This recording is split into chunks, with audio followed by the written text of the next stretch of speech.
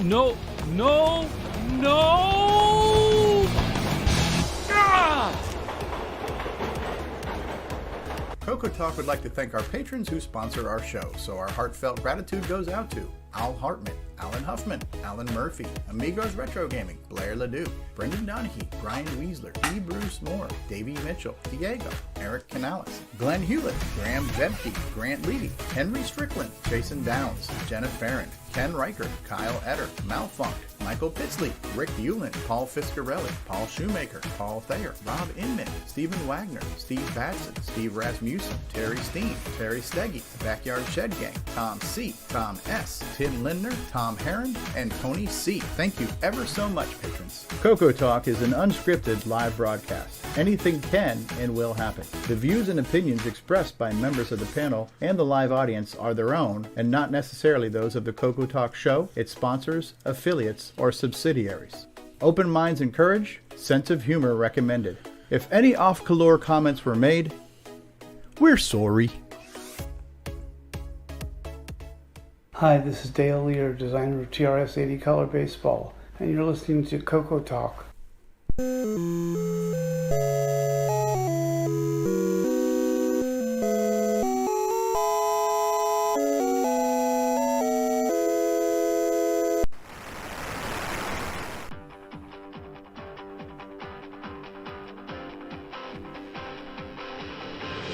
This is CoCoTALK, the world's leading live talk show featuring the Tandy Color computer. It's time to drop your socks, grab your real-time clocks, and let's rock.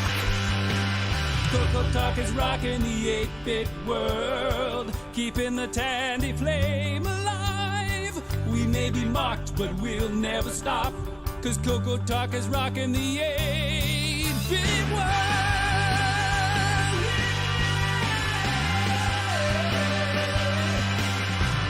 Good afternoon and good evening to you one and all. Welcome back to CoCoTALK. We're here with episode 207, and we got a couple of things to talk about today that will be of interest to those of you who happen to be watching us right now. We do hope you'll enjoy. CoCoTALK is rocking the 8-bit world, keeping the Tandy flame alive.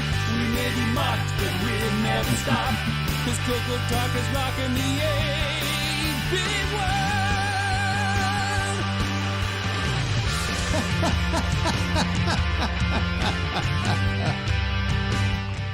All right, we're here, everybody. Happy Saturday. We got people watching us from around the world. For some of us, it's in the afternoon. For some of us, in the morning. Some of it's in the evening. Regardless of what time it is, we're happy that you're here. And just to say hello to some of the people who have joined us in the live chat already. Mark Bosley was out there. L. Curtis Boyle. Can make it. And CoComan and Kevin Holloway and Samuel Gimes and Tom Eric Gunderson says Mother of All Dragons, which of course we're talking about Queen Daenerys Targaryen. Mark Overholser, Jim Rye, Sixy, Karen, and Kevin Holloway and Jim Rye and AC's 8-Bit Zone. What are you doing here? Get back to working on that damn HDMI project. And Alexander Wallace is here and Canadian Retro Things and Nick Marotta. Chris Duras and AC and Henry Gernhardt is here. And Ken and Mark and hello everybody. And Chuck Allison just joined us. So hi everybody. Thanks for being here. We've got an incredible show for you. First time ever. We're going to have an incredible show. It's a fantastic show. Some amazing things are going to happen. I can feel it. Let's say hello to our panel in the top left-hand corner, our resident Apple guy. He puts the links in the live chat, and he does so much more. He's also a pretty face. Mark Overholser, how are you, sir? Well, glad to be here. All right, we have our backup streamer and engineer. He's looking actually pretty comfortable right now. Can I get you anything? Maybe a pillow for your feet, a little blanket there, Mark Bosley? You good? Yeah, beer. Hey, Jason, can you ask Sarah to make him a sandwich? We got a special guest today. Mr. John Laury is here. He's going to be showing us a couple of things about a couple of things in a little bit. Hey, John Laury. Hey, everybody. Thanks for joining us. We have our news anchor and the guy who works on that thing that you call the Ease of Use project, and he does other things. He plays games before supper. L. Curtis Boyle's here. Hello, L. Curtis. Sometimes after lunch, too. we have the man, the myth, the legend, Ron Delvaux. Hello, Ron. We appreciate you. If I can talk. There you go. Hello. All right. You know him. You love him. It's none other than Nick Marotta. How you doing there, Nick? I'm very good, thank you. All Happy right. to be here. We're happy to have you. Rick Ulland's with us. Hello, Rick Ulland. How are you? Pretty good, and so ready for 207. There we go. Jason, the CoComan Reichert is here. Oh, hello, Stevie. And I'm going rogue this week. Instead of Diet Dr. Pepper, I've got Diet Dr. Pepper and cream soda, 0 sugar. Wow. That is awesome. Oh, so David Kroeker's wife says, this is David's wife. He has reached a half century today. Well, we also have Mark Overholser celebrated his birthday recently, too. So we're going to have a group singing of happy birthday. It's my favorite part of the show where we all sing in key and in time. Please no. And so we'll be singing a happy birthday to both Marco and to David Kroeker in just a minute here. You asked for it. You got it back by popular demand. It's the CoCoTALK Choir. Get your mute keys ready now. Yeah, We've I'm going to go get a coffee during that time. Go ahead. And another John Laury is here. Will the real John Laury please stand up? And last but certainly not least, the optimizer of many a ROM. It is James Differendaffer. Good afternoon to you, sir. Yippee-ki-yay! Okay, everybody get your vocal cords ready. Me. Okay. Deep breath in. Deep breath out. Okay, here we go. On the count of 3. 1, 2, 3. Happy birthday to you. You guys all suck. Happy birthday to you. Happy birthday, David Kroeker and Mark Overholser. Happy birthday to the both of you. Woo. I have a question. How come the viewership just dropped to 0? I think we just crashed the internet. All right. Happy birthday, David Kroeker. Happy belated birthday, Mark D. Overholser. If it's your birthday, happy birthday to you. I agree with Samuel Gimes in the chat, by the way. Ow! The wolves are howling. All right. Strike. All right. There we go. All right. So we have introduced the panel. We are a serious show, and we are a professional show. So let the seriousness and the professionalism begin in 3, 2, 1. Oh, you know what? Holy crap. Am I on the wrong show? You know what? I completely did not queue up things. So I'm going to have to queue those things up on the fly. I completely forgot. I've been so busy playing Cyberpunk this morning. I forgot to queue up the latest Samuel Gimes and the Game On results. So we'll have to do. Time to take a potty break. We'll do it live. We'll do it live. No, because I have As to. long as you don't suggest singing Happy Birthday again. Anything else should work. I have to be able to click on them to be able to do that. So let's do that right now. We're moving straight into the Game On challenge and results. And we have a new Samuel Gimes, which when I first press the button, you're going to see part of an old one, but I'll fix it. So bear with me. We'll fix it in post, but we're doing it live. Hold on. Here we go. And now, Possibly go CoCo wrong. Thoughts by Samuel Gimes. It's all right. Last week's was good. And now, CoCo Thoughts I love it already. Gimes. Let's go play clowns and balloons, sitting in our living room. Watch him fly across the screen, courtesy of the trampoline. What is with this crazy monkey? The artifact colors make him look funky. I hate the bonus, makes him pause. Clown hits the ground and this is the balloon. Oh my goodness. Nina. That was short but sweet, but for those who don't know, that was 99 Daft balloons, or 99 red balloons, right? So great hit. The hits just keep coming. Thank you, Samuel Gimes, for that one. That was almost predictable, but you did. Samuel's always unpredictable, and he delivered. Thank you, Mr. Gimes. Big fan of your work. All right, so once again, we'll do it live. I'm going to have to fix this. You're going to see part of an old clip, and I'll fix it. You'll see the new clip here in just a second. Devil Bunny, the Devil Bunny, that's Aaron, says that was gold. 99 Luft balloons. Yes, there we go. Hold on one second here. All right. All welcome right, to everybody. the Results. This Hang on a week second we while play I Shark fix the Treasure video. With 20 scores submitted. Professional show, everyone. Gary That's M, right. 8,000. All right, and welcome to another week of results. This week we played Clowns and Balloons with 22 scores submitted. Our Ellen Murphy, 2,000. Ooh. David Ladd, 2,330. Good job, David. Henry Nonick, 4,050. AC's 8-Bit Zone, 4,800.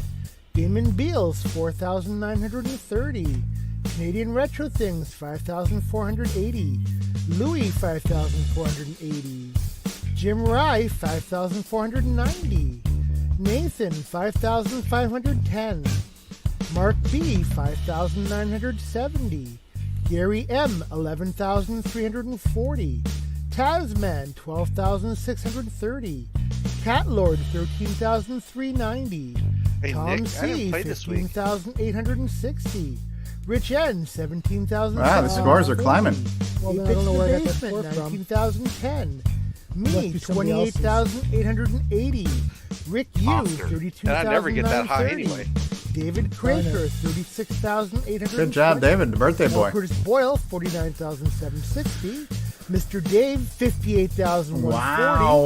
And the number one score this week belongs to Buck Owens. Hey. All right. Wow. 30. Way to go. Excellent scores. It was a tough race to the top. Thank you for all your submissions and for another great week of gaming. Ooh. CoCoTALK salutes Buck Owens. All right, Buck Owens. What a surprise. What a surprise. It's usually Buck Owens or Tasman or maybe a Curtis. Occasional AC's 8-Bit Zone says the first time Marcie beats Nathan and me. Nick Marotta forgets to add her name to the list. Oh, that might be the one you put for Mark B. Oh, that was Marcie's. Okay. He put Mark B by mistake. Okay, yeah, I put it in the wrong line. See that? It was right on the same, right under it in the spreadsheet. Okay, thank you. That answers the question. So yeah, Okay. I gave Mark Bosley a score, and that score is really Marcie's. I'm glad we sorted that out so we don't have to be audited. Yeah. Print the retraction. So my apologies to Marcie. That's right. So yeah, it was a tight race for the top. Mark, it was Mark. I'm gonna keep mentioning Mark. Mark, I guess I really want you to play. No, it was a tough race between Buck Owens and Mr. Dave. They were leapfrogging each other for a while, and I wasn't sure who was gonna end up on top. It was pretty cool. So here's some scores from back in the day. They seem Teresa. reasonable. And Clearwater, Florida. That's not too far from me. Dan James. How you doing? If you're still out there, hey. East Arizona isn't far from me. Come on the show and tell us about your fond memories of playing that game 40 years ago. I'm sure it's like yesterday to you. And again, this is thanks to Canadian Retro Things for this gameplay. We have so much to thank him for, but this is one of them. Yes. So go check out his channel for retro stuff, including more CoCo content and other non-CoCo related content. But all retro content. Thanks again, Ken. What is up with that monkey? The artifacts make him look funky.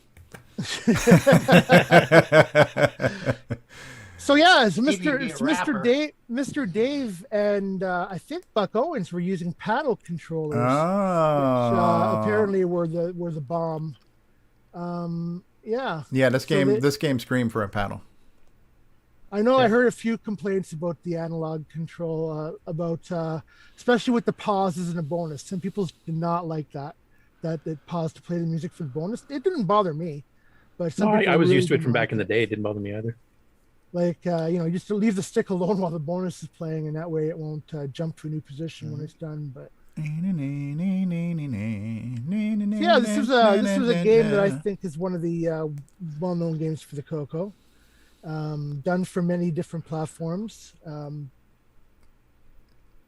It had that interesting little sort of a musical Easter egg there, where if you managed to get your 3 levels so that there was 1 balloon in each, and you hit the lower level, and then it hit the second level, and then it hit the third level, it just played the tune through. Yeah, I liked that. It happened to me once. Yeah. And of course, if you want to points pad yourself, you can just leave 1 or 2 balloons on the bottom level and just keep nailing balloons, and it doesn't speed up quite as fast. Yeah. I thought about doing balloon that, farming, huh? Yeah. Little monkey doesn't have a tail. Why is the monkey blue? Yeah, he's got a tail. Yeah, he's got a tail. What are you talking about? It's It's hanging wrapped on. around the wire. No, not the one going up and down. Oh, that's the clown. He's a clown. I think the biggest strategy for me, I might as well throw one in here, is that you can put English on your clown. Yeah. And that depends on where you catch him on the trampoline. So if you have it going like wildly sideways, if you can catch him dead center of the trampoline, he'll straighten right out. And if you want him to go at an angle, you catch him on the edge of the trampoline. Yes. Like you've seen some English going on there. Even though this is being done by a Canadian, I still see some English going on. Well, that's the Queen's English. That's proper English. The bonus level, the bonus score is random. I've seen it as low as, I think I've seen it at 3,000. Okay. And as high as 14.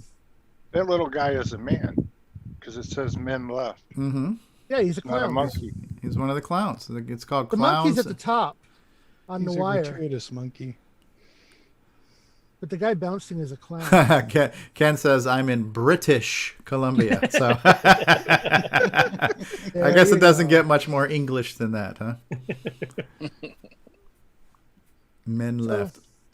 Yeah, I played on the deluxe joystick too, and of course I turned off the auto centering on the X, but I ended up turning it off on the Y because it was easier to control if I pushed the joystick right to the bottom of the top, and then just slide it as opposed to trying to keep it centered. Yeah. Oh no, I liked it with the Y locked and the X free. Yeah, so there's the 14,000 bonus play. You got ripped off there. I would almost hit reset. And if you had to, when you first start off at 0 and you have to get 14K to get a free man, that's, especially if this was on the cartridge, that's time to hit the reset button. Actually, you can hit the break key. The break key. The break key just starts over? Okay. So, yeah. It's like, dude, come on, give me a low bonus. Come on. 14,000. Are you smoking something? Yeah. Good game. It's just very straightforward. Very solid. Not a whole lot to say about this one, but yeah, it was a good conversion. It was a good version. David Kroeker is spending his birthday in Manitoba. Say hi to the Wild Kingdom for me while you're out there. This one got hard in a hurry, though. I could get up to 30K pretty often, and that was about it. And then I'd lose all my men and die. Why? Because it started moving so fast? Yeah, it just kind of quickly got ahead of me. The clown starts moving like ridiculously fast. Yeah, I didn't hit 30K, so stop humble bragging. Well, after 30,000. Yeah, once I made my second billion, my tax bracket was just ridiculous. Playing this in my Lamborghini, I felt that the controls. You know the price of fuel for a Learjet these days, Buffy? That's a question for Nick Marentes. Actually, speaking of Nick, he can't get on Zoom for some reason. He tried doing a Zoom update, and it's not letting him log in with the proper number and password from what he's saying. Oh, no. Tell him to reboot. Can somebody... He should stand on his head. Yeah, thanks for all you do, Ken from Canadian Retro Things. One of the many great assets to our community. Very cool stuff. Ever notice sometimes the guy doesn't land directly on the thing? He's like a little bit up. Oh yeah, like right there. Like right there. Yeah, it was like a notch above. Yeah. Good call there, Ron. Somebody call Steve. Yeah, send your complaints to Steve Bjork. That's right. P.O. Box 24. P.O. Box 6809, Walla Walla, Washington. Yeah, exactly. Yeah, he's getting up there in speed. Look at that little sucker bounce. So yeah, I don't know if there's a whole lot more to say about this game. There's a lot. There's lots more. We've barely just begun. There's loads. There's loads more to talk about. Go ahead, Steve. Well, let's talk about the motivation. What motivated these people to choose this career in clownagy to begin with? We need to talk about that. Why risk your life for balloons? Yeah. Who's going to be the person to volunteer to get bounced up there? And what about the poor monkey? I mean, is that thing afraid for its life up there? Has anybody thought about that monkey's feelings up there? That monkey's is a giant. big freaking monkey. Yeah, compared to people, he's huge. Well, obviously the game is taking place in a circus tent in Canada because the monkey's all blue from the cold. Oh yeah. Hey. Those are the default CoCo 3. And the clown doesn't have any torso. It's just it's got a very narrow frame, very short frame. But yeah. Decent animation with the arms. And now in the original Circus Atari, they were pretty much like stick figure men, weren't they? It was like the seesaw, and you're bouncing two guys back and forth, and they were pretty much like stick figures. But there was some animation to them, wasn't there? I think the Atari was so low resolution, I don't think you could do a stick figure. When that guy falls on his head, you'd think that he could have little streaks of blood coming out. Oh, this is back before video game violence. Yeah, this is a family-friendly game here. Little red splat on the ground. Right. Well, he does have a serious brain injury at the end. Oh yeah. No, listen. Well, it does play the death music, so I presumably he is dead. But David Kroeker says, "Lesson to the clowns: never trust your life to a black beauty." Yeah, cool game, fun game. This game, it's in high resolution. It's got music, it's got sounds. This would be like what I consider a top tier CoCo 1 and 2 game, especially for being in the early days of the CoCo. Anything that came from Datasoft and Steve Bjork back then, you knew it was a quality title. It had, playability, visual, good graphics, good sound, good music, good gameplay. It's a 1980 game? Early 80s, yeah. 1982. Yeah. On the Candy cartridge. I'm looking at some pictures of the Atari game. The balloons are square blocks, and the clown is, very stick figure-ish. And it's also on like a seesaw, so like there's there's two clowns. Right, and you have to bounce them back and forth. One. Yeah, that's actually probably a little harder. Well, I assume those guys holding the trampoline are clowns too, but I could be wrong. Well, listen, they're no clowns. They're safe down there. They have zero risk to them. The clown is the guy up there risking his life. Only a clown would do that. Firefighter. But it's called clowns and balloons. That's true. That's true. Balloons. So I guess they're all clowns. Yeah.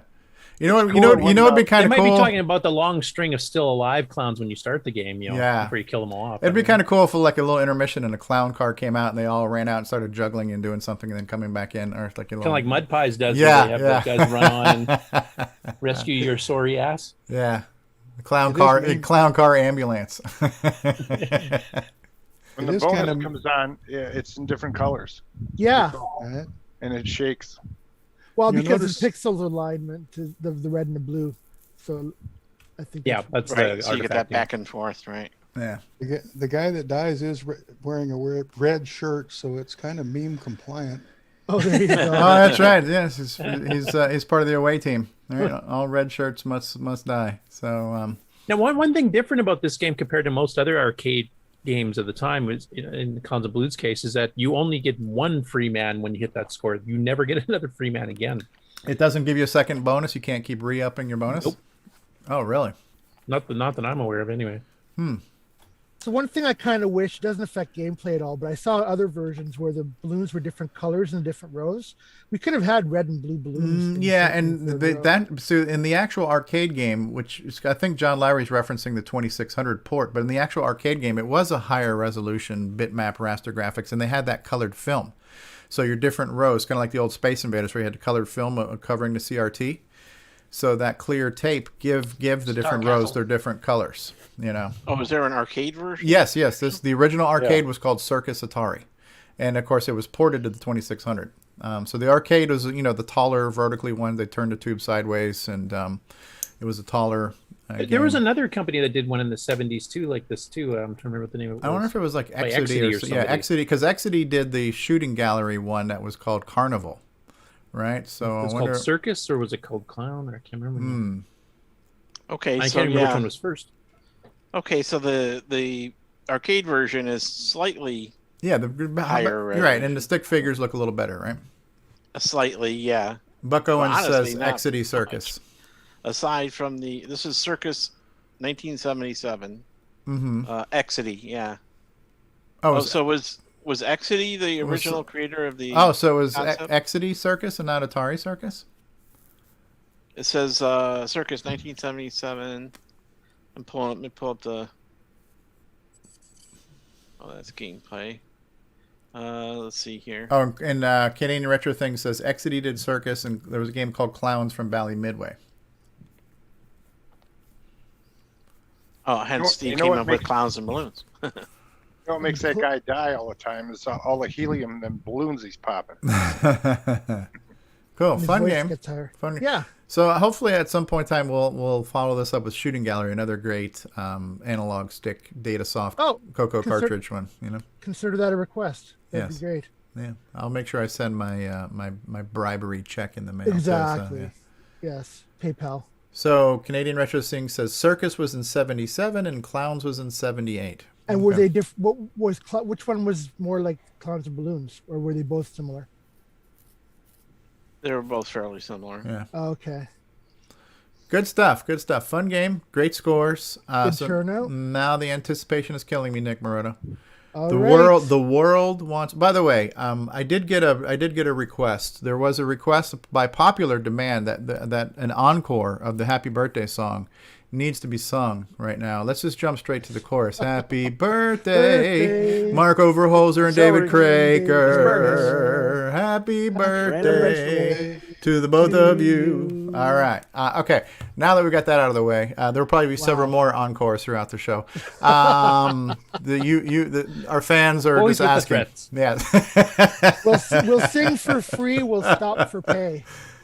Okay, so what game was the world be playing next week? All right, so next week's game is an original, as far as we know. Say what? Anybody recognize it? Not at all. Gazon, isn't it? Yep.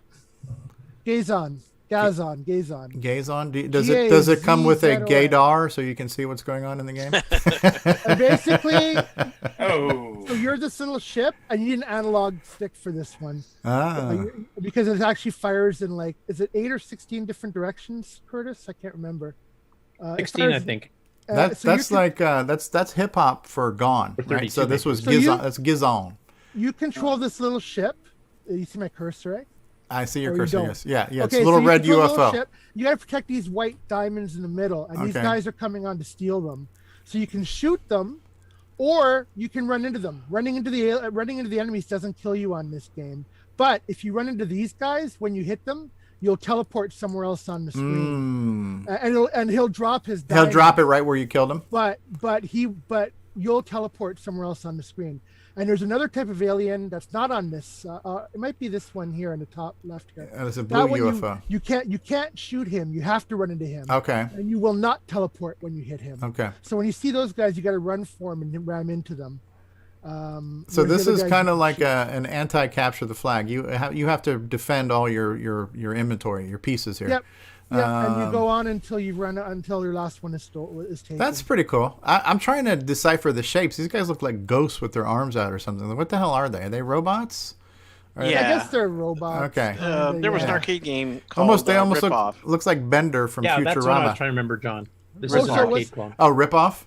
Oh, because I looked on L. Curtis Boyle's site, and I think it said it was an original game. So yeah, I thought so at the time I wrote it, but actually, that pointed out to me a while ago, and I forgot to update it. And that's what Buck Owen says. Buck Owen says looks like a rip-off of Cinematronics rip-off. It's a rip-off of rip-off. Okay, it's a rip-off of rip-off. I tried to alternate originals with ports, but it doesn't always work, and that's okay. Yeah, it's original. Listen, if you don't know that there was another version, then it's original, right? Ignorance is bliss, right? So there we go. I like the introduction screen here. It's date January 1st, 2002. So it's very futuristic. Yeah. Future.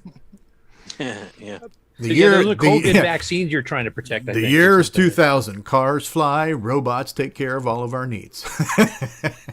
Oh, and a warning. To start the game, you hit the brake key to get off this screen. It took me forever to figure Use the right joystick to aim and fire your endless supply of missiles at the Gazonians. Warning, one type of Gazonian is not affected by missiles. Initially, each Gazonian destroyed is worth 10 points. As the game progresses, this value will increase, I guess, right? Gazonians. Those damn Gazonians. Hit the brake key to get off this screen and hit the brake key when your game ends to start a new game. Oh, Nick Marentes wants to join. Should we admit him? Sure, why not? Okay. All right. Unless he's from Australia. I wonder if he So what the heck was going on, Nick, there?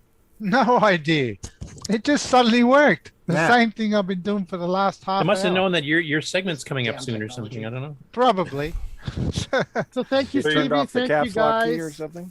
You didn't have to read I've checked it 100 times. Anyway. Also, for those of you in chat there, I actually posted a link to the KLOV, the King's List of Video Games, or whatever that stands for, I can't remember. But the actual original ripoff, which is a vector game, which I didn't realize. Oh yeah, definitely a vector game. Neat. It's a cool concept. It's a cool concept. Like protect your eggs type of thing, right? Killer list. Thank you, Buck. And it's fun. Yeah. I really enjoy. I like it. And I played this as a kid, so that's why I knew of it again. So far the games I've chosen for the most part have been games that I played back in the days. So. Nick, did you ever play the arcade game? Because this is actually ripoff is one I never saw in the arcade. No, I never saw. I didn't know it was an arcade game, so I never saw it. No. Oh yeah, I used to play ripoff. That was like one of my favorite games. A buddy of mine. Well, this one guy owned an arcade near me when I was a kid, when I was like 18, and he had ripoff in his arcade, and it was a fun game. I loved it. Does it look a lot like Gazon? Like, is it? No, it looks more like Asteroids. It's very. Oh, okay. Yeah, Buck's even saying there's an official port on the Vectrix, so that's 2 6.809 versions. Neat. Yeah, it's definitely a. I don't know if it's Atari Quadriscan or, no, but it's definitely a vector scan deal. So would you consider Gazon then a port of ripoff? A ripoff, yeah. Nick, if you take a look at that link I put in the chat, which takes you to the KLOV killer list of video games. Sorry. Right. It actually has some screenshots if you scroll down, so you can kind of see what it looks like. I'll check that out. All right, so thanks, guys. Thank you, Stevie. Yeah, and, thank you. We'll see you next week. Thank you, Samuel Gimes, for another great hit. Thank you, Nick Marotta, for managing this segment, one of the most popular segments. I think the only thing more popular than this segment is when we sing Happy Birthday. And I feel a rendition coming on. Happy Birthday, Mark Marotta and David Kroeker. Mark Marotta, Mark Overholser, and David Kroeker. Happy birthday to the both of yous. All right, use guys. Couple of good Jersey boys. Okay. Okay, we're just going to keep this show rolling. The train must keep going. We've got to reach the station. We're going to skip all commercials. We have to reach that cliff as soon as possible. No interruptions, no commercial breaks. This all content, all the time, all the way to the finish line. So right after these words. So the next thing, number one, let me do this real quick, because I don't know that we have officially mentioned this other than in the newsletter. And by the way, if you haven't read the CoCo 123, the latest issue of CoCo 123, which is available on the Glenside Color Computer website, which is glensideccc.com. Great newsletter packed with content. I think we rounded out about 48 pages for the spring edition, and no filler, all great content. I did mention have some columnists for it in the panel. Yeah, we have Patrick Ulland. Rick Ulland's doing a Nitrous 9 column now. You can look forward to more installments on that. So for those of you, all the kids these days it's like there was TikTok. They're over TikTok. They're all about Nitrous 9 now. So all the kids are just they're hungry for Nitrous 9 information. Finally. So thank you for that, Rick. So in that issue, I put in the news and in the calendar of events, and I hope it's on the website, but I don't know. Glenside is going to be doing a virtual event that is kind of like a Glenside meetup. We did one of these not too long ago. I'm generically calling it Spring Fest. And so the question came up at one of the most recent meetings was, listen, we were supposed to have CoCo Fest in April. We're not having CoCo Fest in April. CoCo Fest is happening in November. So should we still do some type of Glenside event in April just to kind of keep the momentum and keep the camaraderie going? And so I said, yeah, that's a great idea. Let's do it. So what is going to happen is the date is April the 28th, which is a Saturday. I think it's one of the last Saturdays in the month. And it's going to be at 7 p.m. Chicago time, 8 p.m. Florida time, and it's going to be on the same Blue Jeans link that we use for the meetings if you attend the Glenside monthly meetings. And so all that information is in the newsletter. All that information is on the website, glensideccc.com. But it's just another virtual event. And so just to be very clear, this is not a virtual CoCo Fest. This is not a Glenside meeting, and this is not an episode of CoCoTALK or CoCoTALK After Dark. It is just a social event by Glenside for the community just to get together and talk about the CoCo. And the last event they did which ran very well. We got to see some other faces that we don't see all the time. You know, on CoCoTALK, you end up seeing the same faces all the time, which is okay. We're sorry. Yeah, we're sorry. But it's nice to see and hear from other people, too. So I really enjoyed the last Glenside Virtual Meetup they did. So we're doing another one. Just so mark your calendars, save the date, April 28th at 8 p.m. Florida time. If you're not sure how to connect to them on their Blue Jeans link, which, by the way, I do Blue Jeans in a browser. I don't install it because I've got freaking Zoom installed. I got so many things on my computer. I didn't need one more thing. So whenever I join a Glenside thing, I just open up Blue Jeans on the web interface, and it works fine. So there you go. So please join that event if you can. I don't know if we're going to officially live stream it or not, so you may only be able to see it if you attend. We will see if we can. I'm actually going to be out of town that day, so I myself will not be able to live stream it, but possibly Mark Overholser might be able to. And we want to just make sure we get permission from Jim Brain and Glenside to do that. But don't count on it being a live stream event. Think of it as an exclusive online social gathering, and if you want to be part of it, just plan on joining. Even if you don't turn your camera on, you can kind of be there and just be a fly on the wall and listen to people chat up CoCo goodness. As a matter of fact, David Kroeker joined one, and I've never really seen David Kroeker's face before other than at that last time he joined that Glenside event. So thanks for doing that, David. Lovely face you have. And by the way, happy birthday, David Kroeker. Asparagus. Happy birthday to you. All right, so on that note, it is time for Curtis Boyle's favorite segment of the show. Oh, my nap? Okay. Ladies and gentlemen, it's time for news with L. Curtis Boyle. So I'm going to play the intro. You won't hear it, but when I say cue Curtis, matter of fact, if you want to start sharing your screen now, you can, Curtis. We're going to do a little info here. We are a professional show, and then we're going to roll right into news. From around the world, what you need to know. Get caught up on news with L. Curtis Boyle. And now a Muppet News Flash. Let's do regular news first, and then we'll wrap it up with Game On News, which segues into Nick Marentes. Okay. Oh, damn. You gotta stay awake a little while longer, Nick. Yeah, we're so mean. Just getting comfortable, too. Happy birthday, Mark D. Overholser.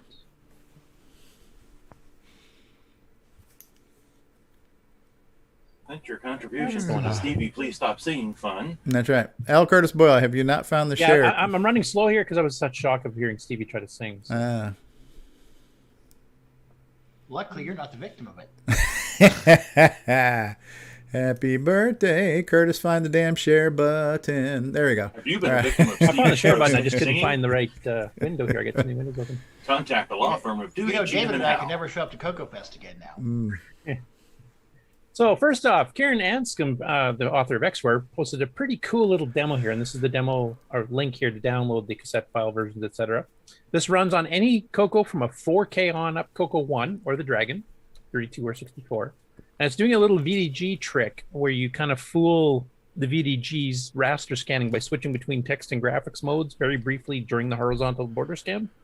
And it resets the counter, so you can actually do smooth offsetting of the semi-graphic screen, so you can actually get smooth scrolling, etc. And we were trying to get some decent videos of it here, so he just literally sent this during the beginning of the show. Okay. So it's not in the notes here. Actually, I can post the link for you guys in the chat if you guys want to check it out too. It's a little bit jerky, he warned me, just from the capture of the way it worked. And there's another video that's he tried to put on Facebook too, which I'll try to show afterwards too. But So you're saying the smooth scrolling is jerky. Oh, look at that.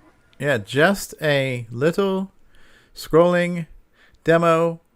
Yes, this is the normal 512 byte text screen. Ooh, how did I do? Do you know what's going on? No prizes.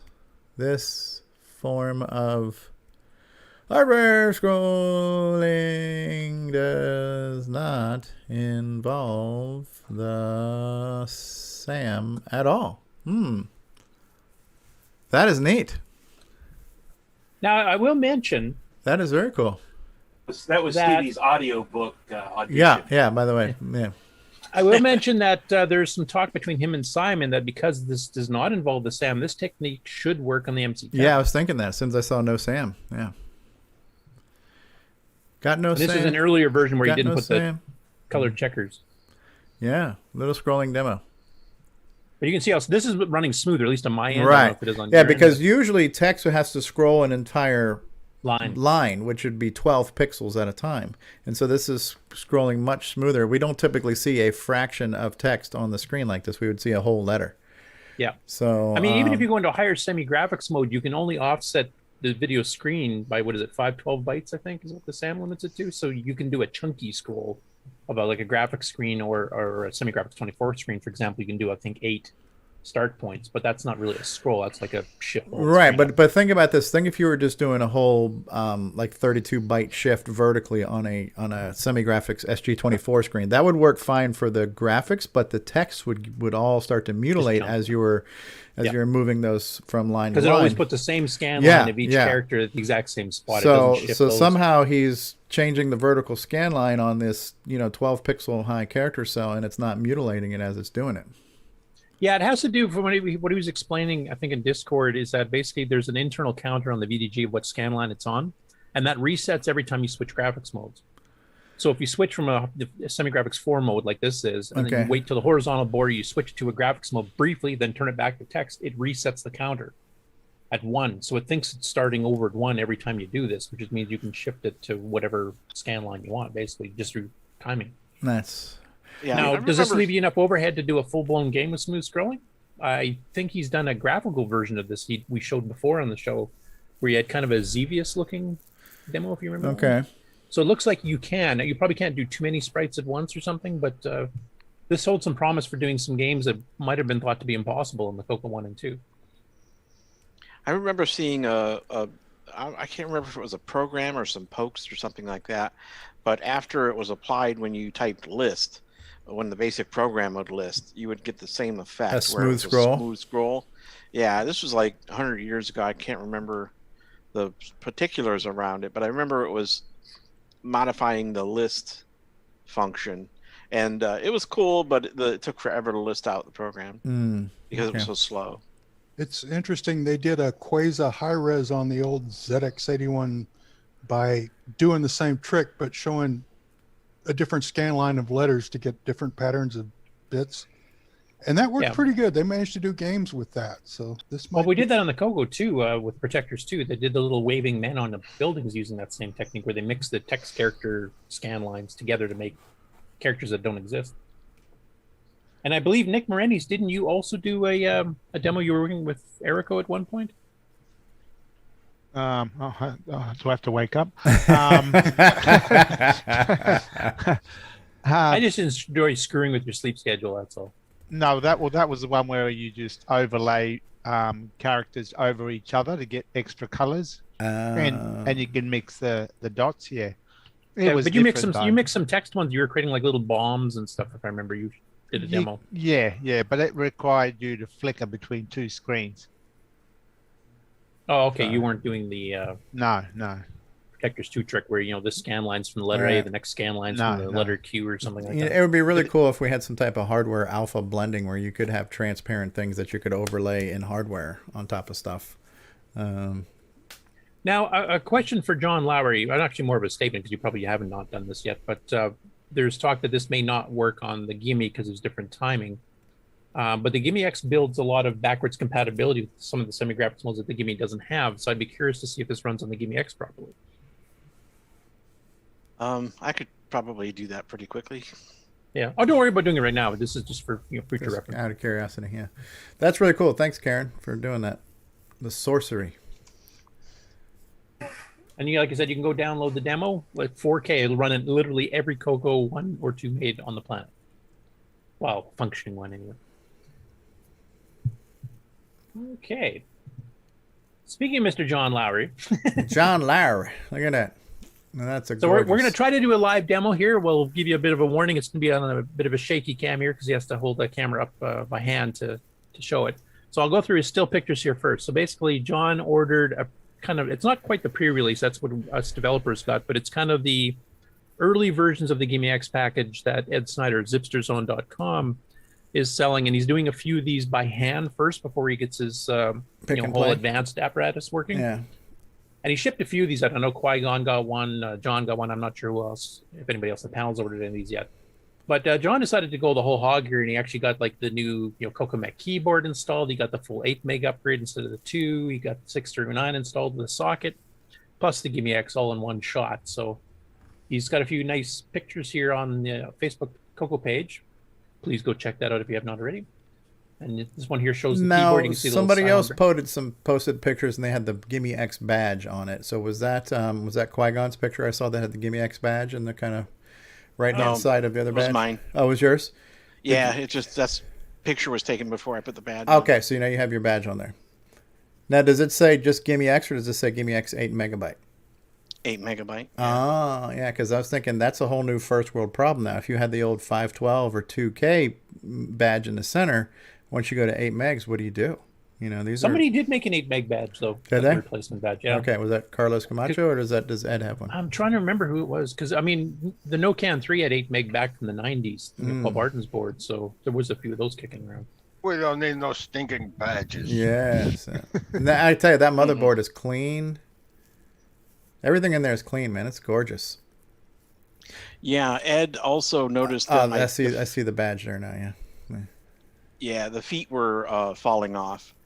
Because it's a 30-year-old machine, and the rubber feet, the adhesive had kind of failed, and so they would like stick on. If you pushed them on, they would stay there, but they would easily fall off.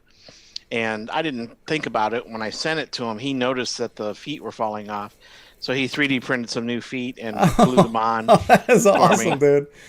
He says, so that way, if you use a multi-pack interface, you don't have to worry about losing. It'll be at the right height. Stabilization. It'll be at the right height for that. So that was kind of a roundabout way of saying buy an empty. Yeah. It's about the only thing I haven't bought from him yet.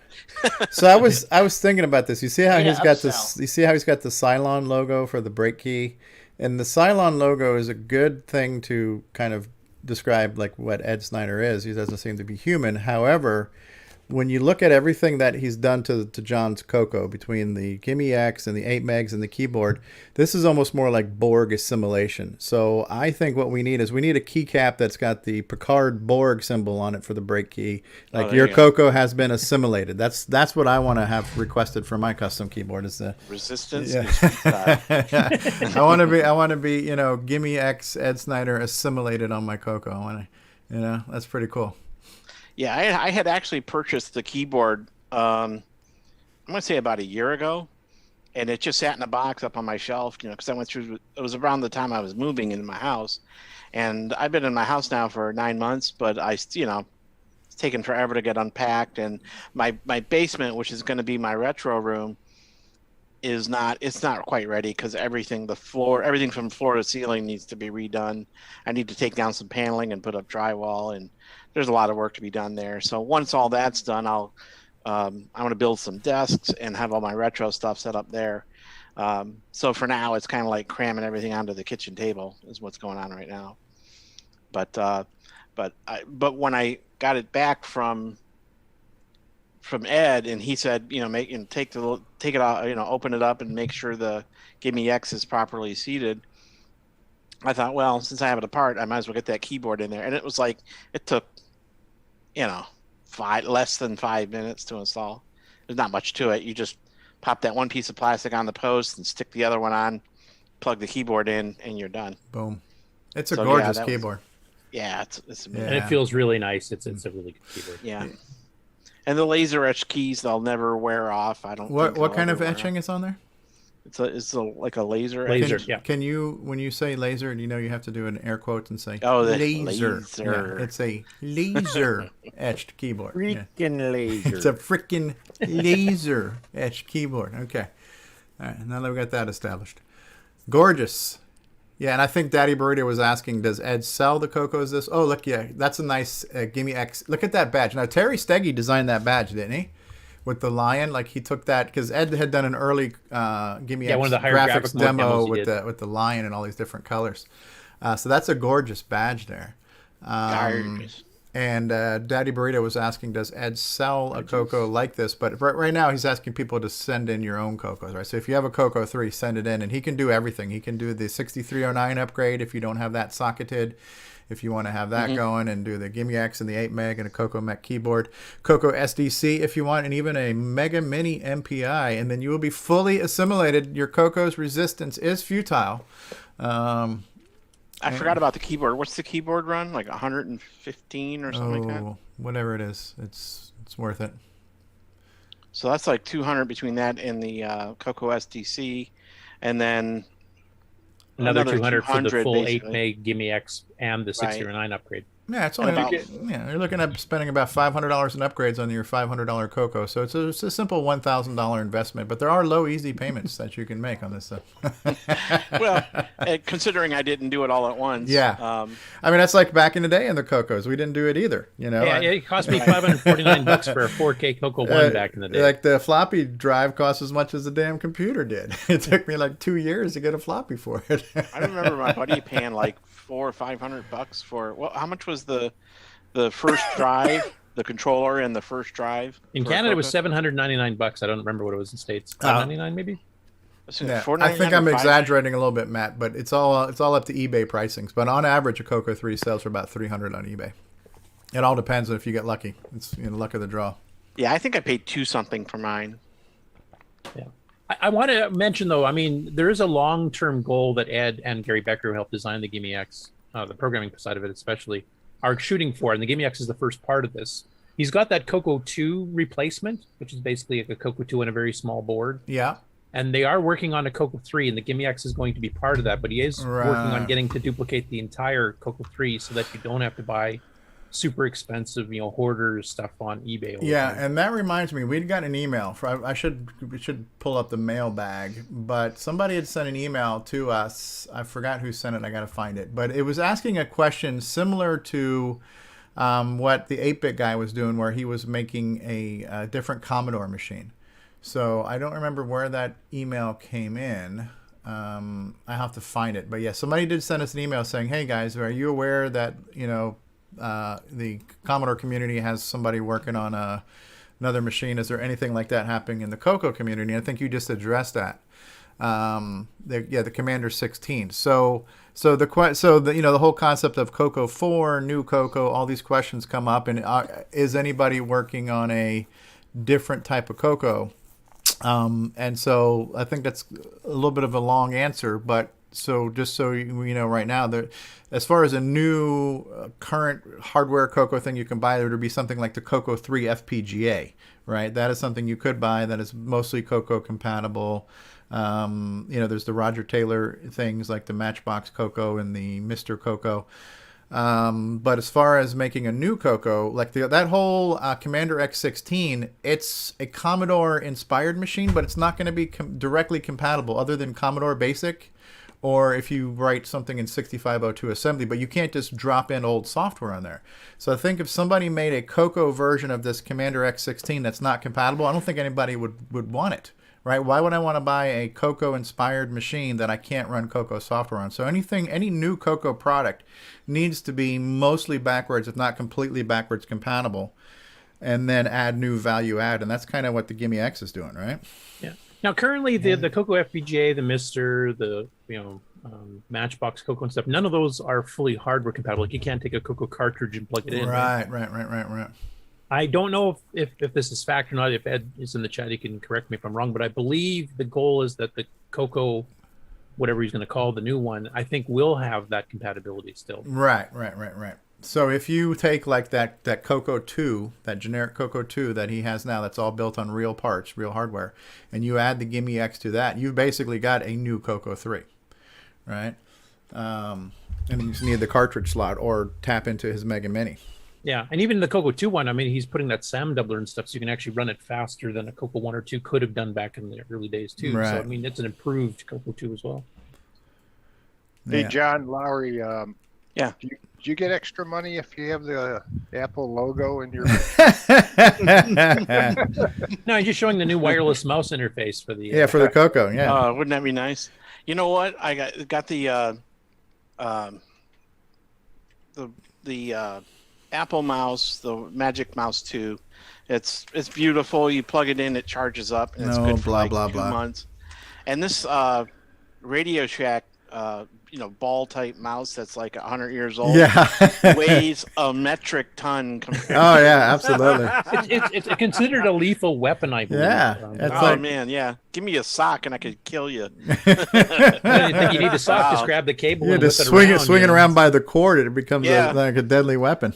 Yeah, it's got that steel ball in it. And Yeah. It's like huge, big plastic, etc. Yeah. Yeah, unlike the PC balls that you could put in your mouth and clean, that one will break teeth. That didn't sound awkward at all. Who in the hell Who ever would tried to clean? do that? Who would clean? I don't know. Yes, no. To those listening at home, the mouth is not a cleansing device. Just so you know, don't put anything in there to clean it. Don't put anything dirty in your mouth. Well, what if you run it over chocolate? There's a nice shot of both boards where you can see them both in their entirety. That's gorgeous. I love the kind of piano shape of that 8 meg thing. Looks like a grand piano. It's kind of interesting it did that because we've had like the standard boards from back in the day, the 512K boards from PBJ and Tandy and Performance Peripherals. There's a few very slight variations, but they're all basically rectangular boards. And then Cloud9 came out with the Triad, which is triangular shaped, and then the Boomerang came out, which is shaped like a boomerang, and then which is L shaped kind of. Right? Ed kind of does the like you said, a piano. It looks like a grand piano thing. Yeah. And both his 2 meg and his 8 meg cards are kind of like that. Yeah, that's neat. And the nice thing for people that want to do the upgrade themselves, if they want to just order the board type thing, is that you can do a 2 or 8 meg upgrade using the GIME-X because it has all the DAT hardware built into the GIME-X itself. Like the older upgrades for going past 512K, you had to like socket the CPU, so you had to desolder the CPU chip. Oh yeah, for the DAT board and stuff. Right. Yeah, that you don't have to do any of that. If you want a straight 8 meg 6809 based GIME-X CoCo, you just buy these. You unplug the GIME chip, you plug the GIME board into the GIME socket, you unplug the old memory if you have that, or just plug it straight in with the 2 things, and there's a little connecting wire. You can see that yellow and red or yellow and orange. Yeah. And that's it. You're running 8 meg right now. The only thing you need the soldering for is you want to upgrade to a 6309. If you want to desolder the CPU to socket the CPU to do that. Yeah. No, and for those of you who are capable of that and maybe are a bit leery about sending your CoCo through the mail, you can still upgrade to a GIME-X, which adds in some extra speed even on the 6809 and 8 meg of RAM without having to do soldering at all, which is a nice feature. So Nick Marotta, we hope you can get this one of these days. Yeah. It's well, gorgeous. There is one thing that has to be done. What's that? Hardware wise, you have to replace a capacitor. Replace a capacitor? Oh, to make it low profile. Because it has to, one of the caps where the GIME-X sits has to be replaced with a low profile capacitor. Yeah. I forgot about that. Sorry. Yeah. False news. Almost no soldering. Almost no soldering.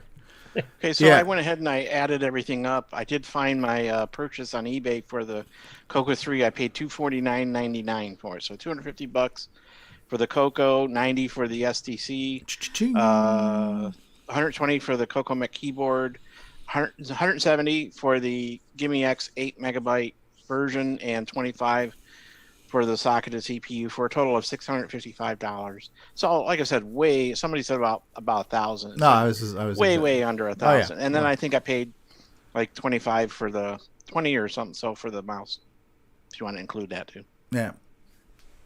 So the variable here that we don't know what your cost is going to be is if you don't already own a CoCo 3, how much you end up paying for a CoCo 3. That's very unpredictable. If you get it on eBay, you're at the whim of the auction. I would definitely check like the Facebook group and check Discord. We've got a buy here, pay here, whatever you want to call it, buy, sell, trade on Discord and Facebook group or other. Check within the community first before you go to eBay. Yes. But every now and then you can find deals on eBay. You gotta just you gotta keep an eye on it. And if you get really lucky and see one that says buy it now, then just buy it, right? Because CoCo 3s have been more and more scarce. I've been in the hobby now going on 6 years, and they were somewhat scarce and somewhat pricey 6 years ago. But 6 years ago you could get a CoCo 3 for under $200. Nowadays it's going to be hard to get a CoCo 3 under $200. If you do, God bless you.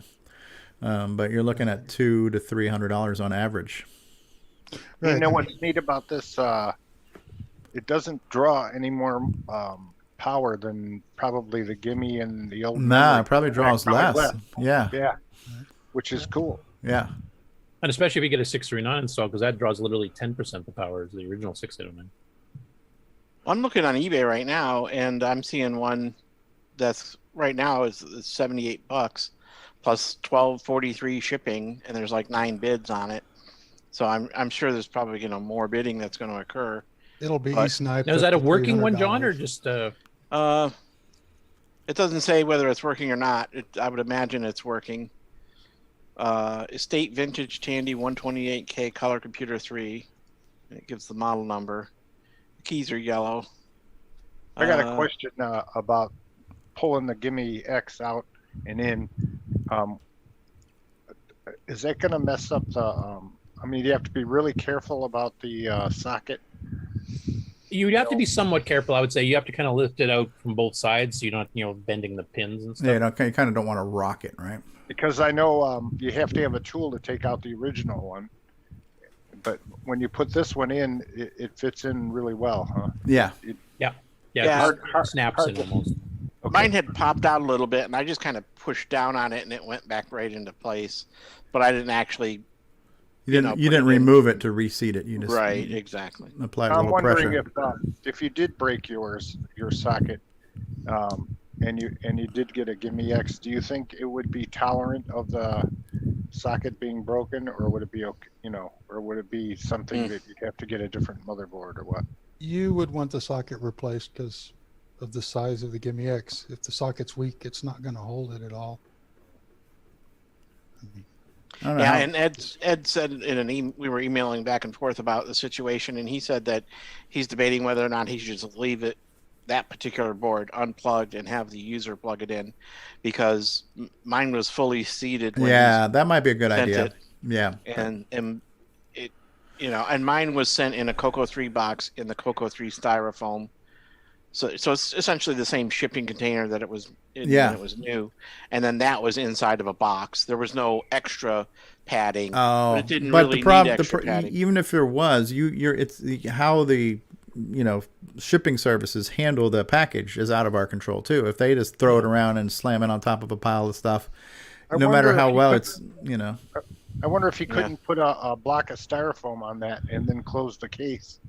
And that would keep it in, I think it's probably best to not ship it with that in there. That would be my request if I order one of these things. Yeah, it's a pretty big board to be balanced in that tiny square socket, so it's got some opportunity to move around. People might be nervous.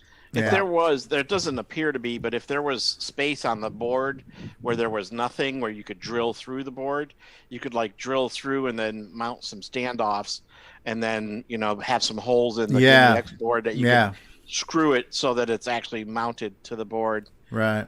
Yeah. Almost like a motherboard is mounted to the posts. Yeah, the 8 meg RAM board I think you could probably ship because it's 2 rows of pins. Yeah, those are in there. 2 different sides, so it's pretty steady and sturdy. But the Gimme-X itself is kind of balanced on the Gimme socket. So. Yeah, and I checked that while I was in there too, and that was totally still seated. The 8 meg board. It was just the Gimme-X that was kind of popped up a little bit. Yeah. And probably from getting tossed around by UPS. Yeah, they're playing soccer with it. Does that chip say Altera on it? Yes, it does. And what is that? It's basically a computer, isn't it? It's a FPGA, I believe, isn't it? Yeah. So there's also one on the Gimme-X board too. That's a Xilinx one. Those are the 2 main manufacturers of FPGAs. Yeah, the CoCo VGA has one too, if I remember. So that header at the top there by the colored ribbon is programming port. It is. That's a JTAG. Oh, okay. And the one to the right of that, the one with the so the one to the left of the colored ribbon is the programming port. The colored ribbon itself, that's the output for all your connections like VGA and S-Video and stuff. It goes to the breakout board that has the S-Video connector and the buttons. Yeah. Do you have a picture of that? No, but I could. He's going to do a live demo in a little bit. So. Oh, okay. Did we want to do the live demo right now? Are you ready for that, John? Sure. Or do you want to wait till later? No, we can do it now if you want. Or break first, or what do you want to do? Well, do you have more news? I have some, but I mean, this is right in the middle of this story, so we can switch over if you want. No, just keep it rolling, man. Just keep it rolling.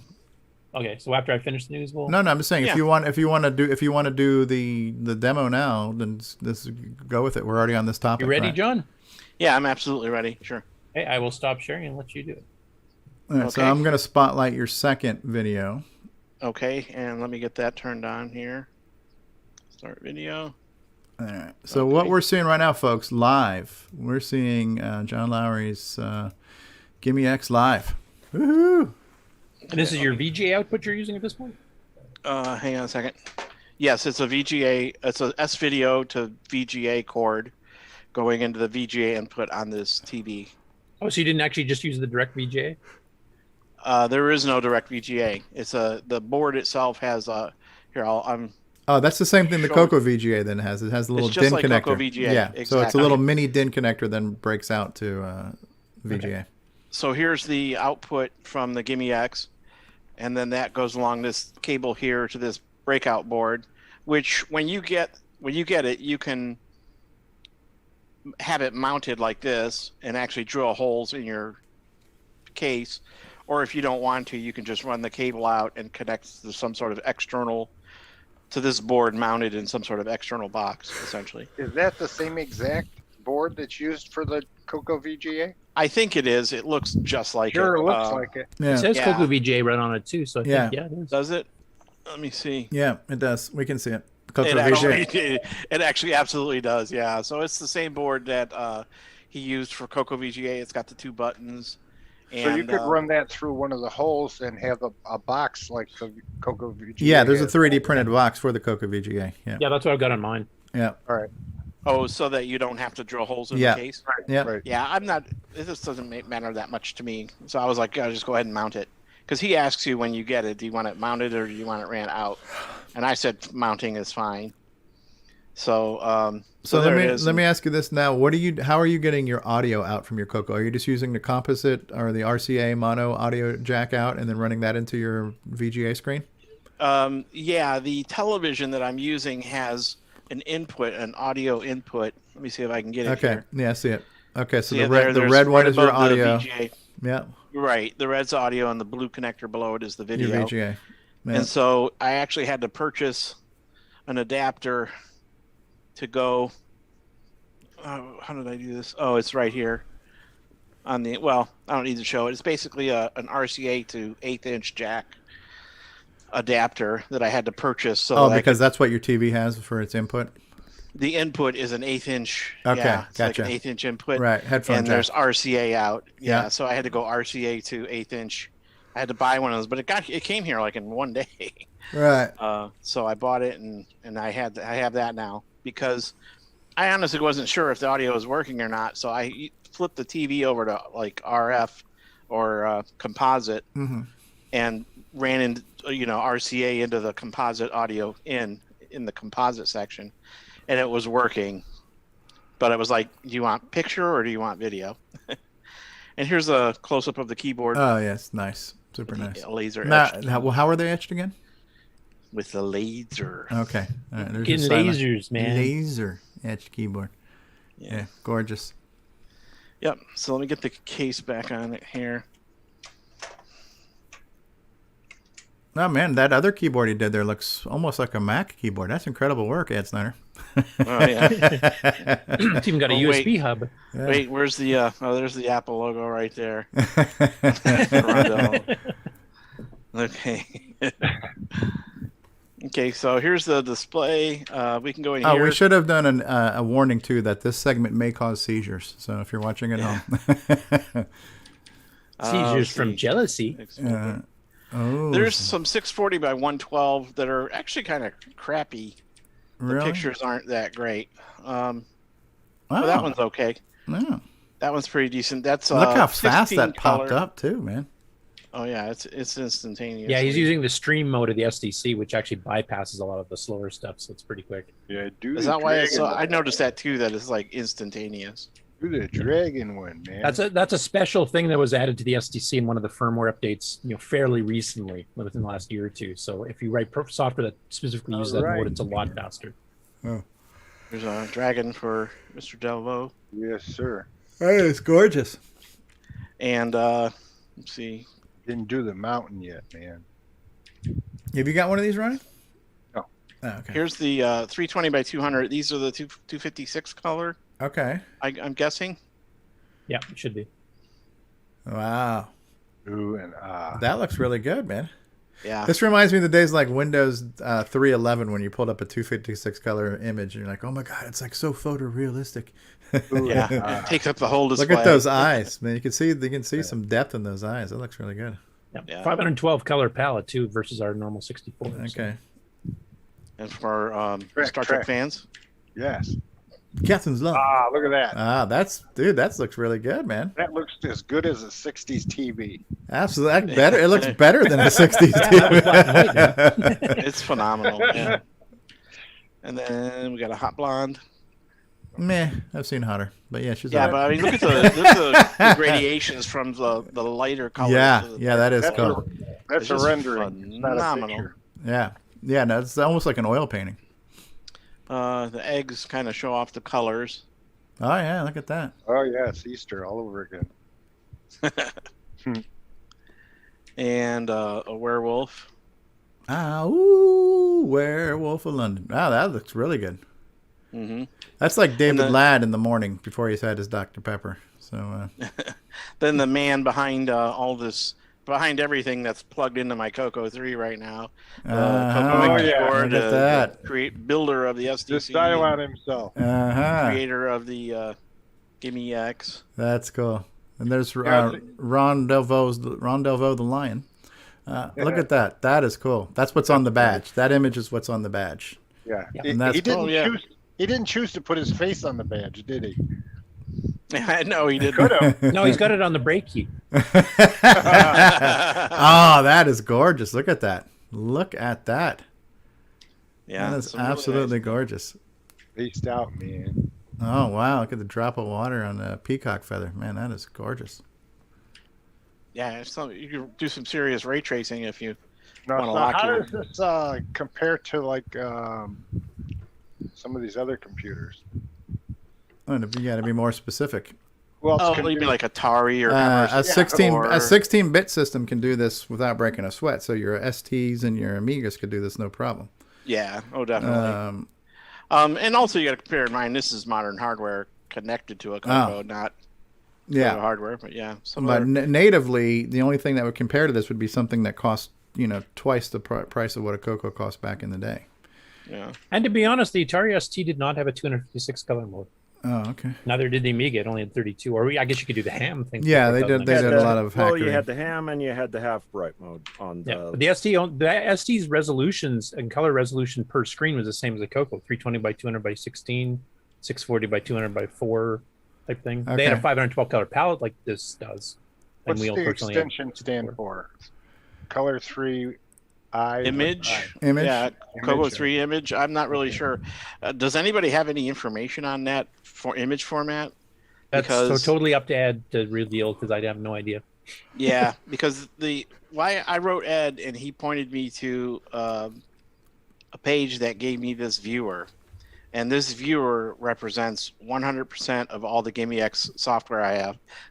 Okay. So this is it. No, but it's well, that and Nitrous 9, of course. But other than that, yeah, I was going to say Nitrous 9.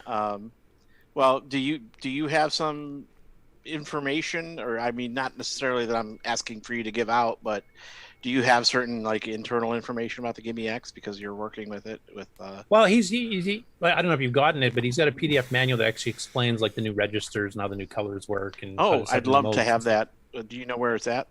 It should be in the GIME-X. Well, I have mind you, the GIME-X group got wiped out and had to restart, so I don't know if he's re-uploaded it, but he did have it up in the GIME-X group at one point. On Discord?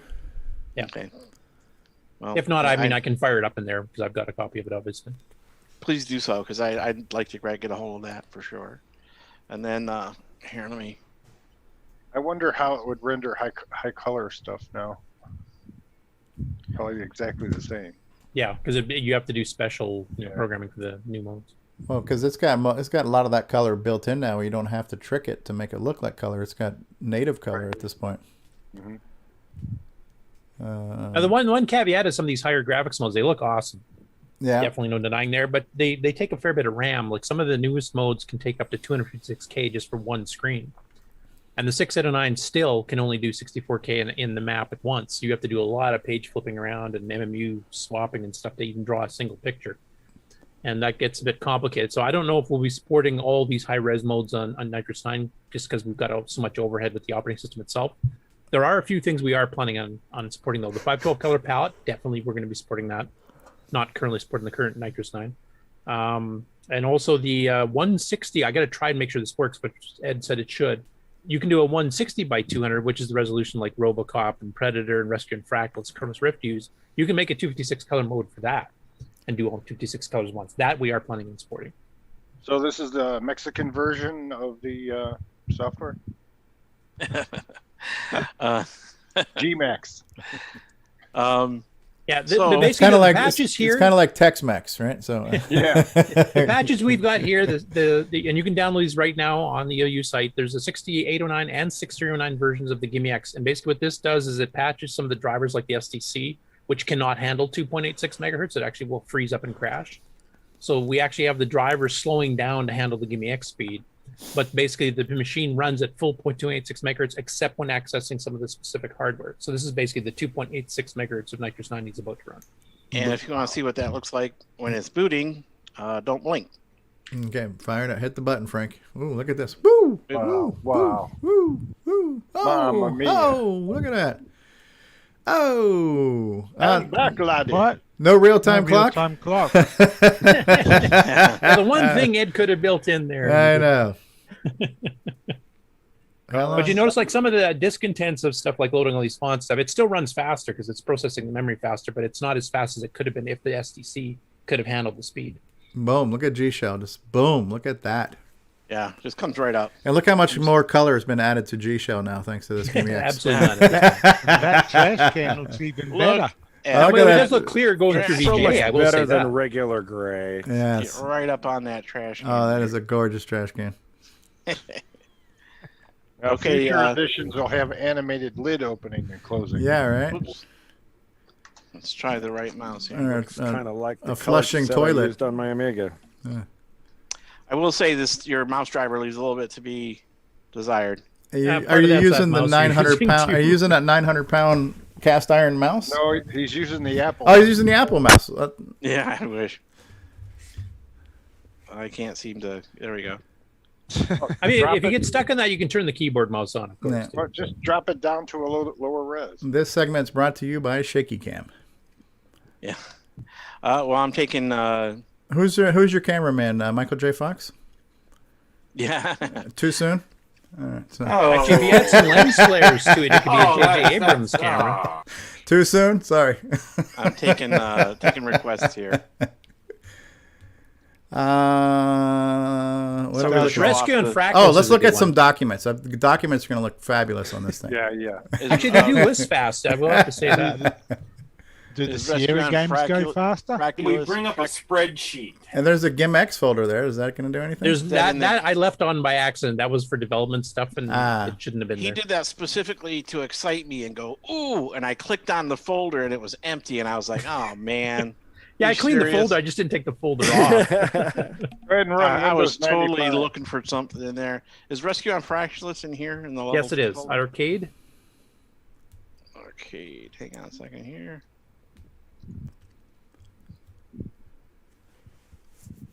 And this is once again, if the SDC could have handled the higher speed, it would have helped a lot. Yeah. Okay, And rescue. Rescue again, huh? Oh, You nice. still want icon. the feel of a CoCo, you know. Welcome to rescue. RGB. There's no G for GIME-X on this. No. Oh, look at that. Look how fast Have that you thing gone to popped up. high? Have you got it in high speed? Yeah. Yeah, you hear the pitch is shifted from what you're used to too. No. And then you have to click a joystick button or the mouse button, depending which port it's set up for. I can't remember. Are they looking for the left mouse button? Yeah, they might be. I'm in the right. Hang on. Jim, there's not a switch box for that. Yeah. Plug. Flip of a switch.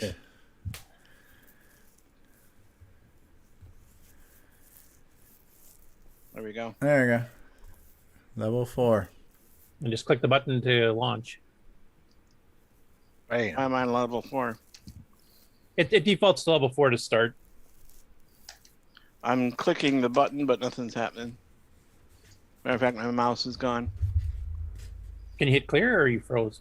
Make sure it's pushed all the way in.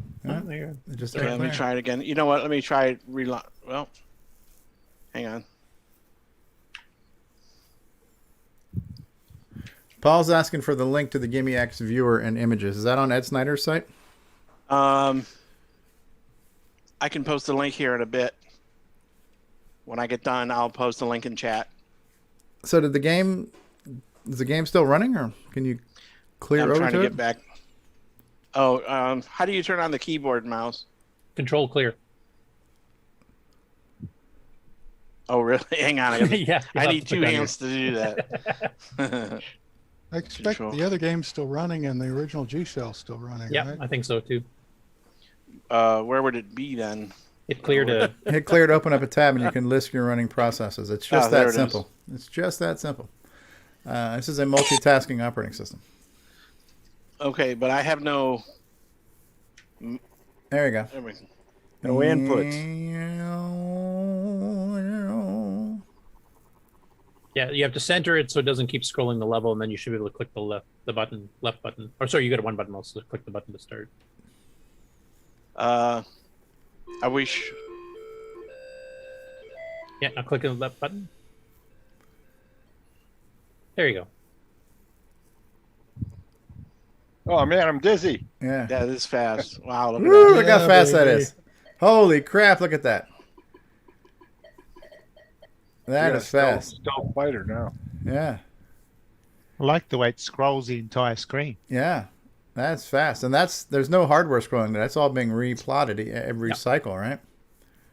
Yeah, with 3D fractals and everything else being calculated. That's impressive. So instead of sort of a tractor crawling across, you're actually racing along here. I like it. Yeah. That's wicked fast, yo. Alrighty, I'm gonna get out of here. Yeah. You didn't exit the game. Yeah. How do you exit the game? I just hit the power button. Control E, one of those two, I think. Just hit the power button. click on the trash can. Yeah, if you clear over to it, I think it's Control E or Control C or something. Actually, it reboots so fast you don't even have to worry about.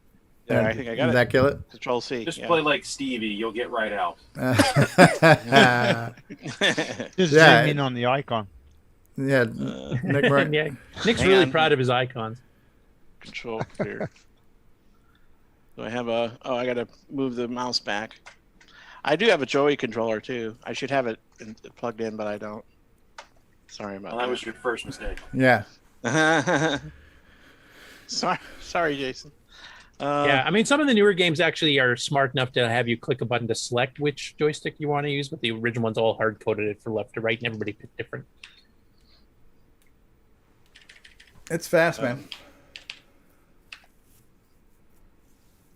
The mouse is like locked up on me. Are you still in keyboard mouse? Are you still in keyboard mouse? Can you use the arrow keys to move the mouse? There we go. It's working now. Yeah, the clear key is like Alt-Tab, Matt. Clear key is how you switch.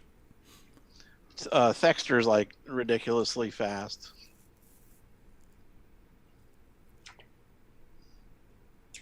Or is this... There it is. Nice. Oh yeah, that's insane. It was fast before, but yeah. Yeah. Okay, and then so how do we get out of here? Control C? Control Q, I think, of this one. Control Q. Yeah. And that, so I'm taking let's pick one more because I don't want this to go too long on a demo. So, exactly. You can see the speed. Absolutely, you can see the speed in this. Yeah, it's you can good. see it. Even G Shell screen refreshing is Yeah. noticeably faster than it is even on the 609 by itself. Yeah, absolutely. So, alrighty, that's it. That is cool, the John. Thanks for showing GIME-X. us that. That is really cool. Yeah, and I just wanted to have that as kind of showed it proof that he is shipping now some of these Yeah. to Yeah. regular people, not just developers. So Yeah, I'm not a developer by any stretch. Yeah, I think seeing that whole package that you've put together, it's kind of tipped the scales for me because I've been looking at all these things like the keyboards and the GIME-X's and all these things, and I'm like, they're nice, I don't, I definitely don't hate them. I don't think there's anything bad about them, but I was never convinced there's anything I really needed or wanted. And I technically don't need them, but now that I've seen this maxed out assimilated CoCo, I think I want. I think I want to have my CoCo assimilated. Resistance is futile. I want the keyboard, I want the RAM, I want the GIME-X.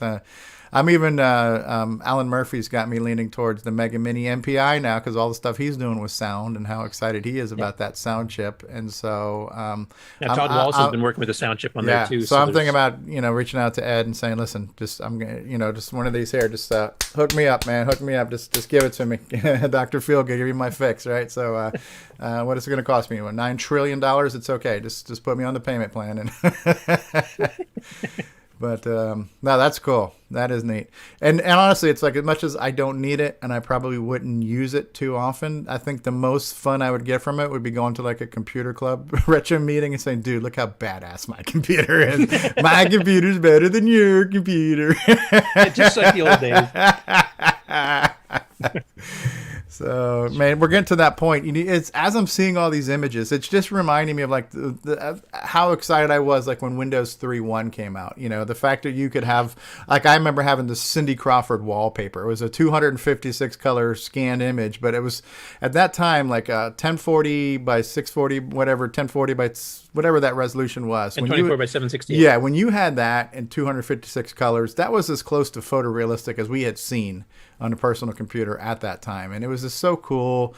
And to be able to play MIDI files and WAV files and all these things, which the CoCo can now do. It's almost like the CoCo is in the Windows 3.1 days. And in a way, with Nitrous 9, it's an operating system-wise, it's actually a better operating system than Windows 3.1 was. But as far as all the visual and audio things that were new and exciting back then, it seems like we're there. I think the thing to now do is to have a cool demo where you've got the GIME-X mode where you're running a slideshow and you're playing the freaking background music on the Mega Mini on that kick-ass sound chip, and then you've got like the animated pulsing screensavers to the music and all that kind of stuff. You get all that stuff going at once. That would be a pretty impressive I have a critical observation. What's that? We need to find out exactly the health and welfare of Ed. Some of us want to order this stuff in the yes, future. Yeah. And if he's still alive, it would be good. Yeah, absolutely, absolutely. Cool stuff. Do Cylons truly age? I'm not sure. All right. No, but it's so cool. Whoever it was that asked for the link to that viewer, that was Paul Fiscarelli. It's in the chat, in the Zoom chat. Or, yeah, I copied it over into the chat and okay, great. Thank you. So. Thank you, sir. Will it run on my non-gimme? It might not, yeah. You might be able to execute it, but then it might either do nothing or lock up your machine. So yeah, if you're looking for a way to lock up your machine.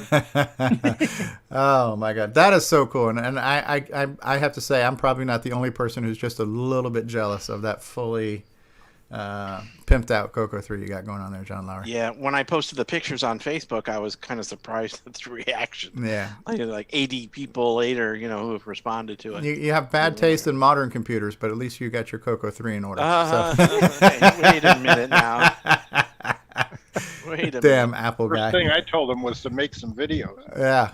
Grant Leedy's asking how much is the GIME-X. Go to thezipsterzone.com and find out. Yeah, it depends what configuration you want, because he's got a few. You can get it with a 2 meg board, you can get it with an 8 meg board, you can get it with no board at all. He's got the bundle if you send your CoCo in to get the 609 installed, so there's different prices depending on what all you want done. And if your name is Grant Leedy, it just double whatever it says on the website. So because he doesn't want root beer spilled on his pick and play machine. So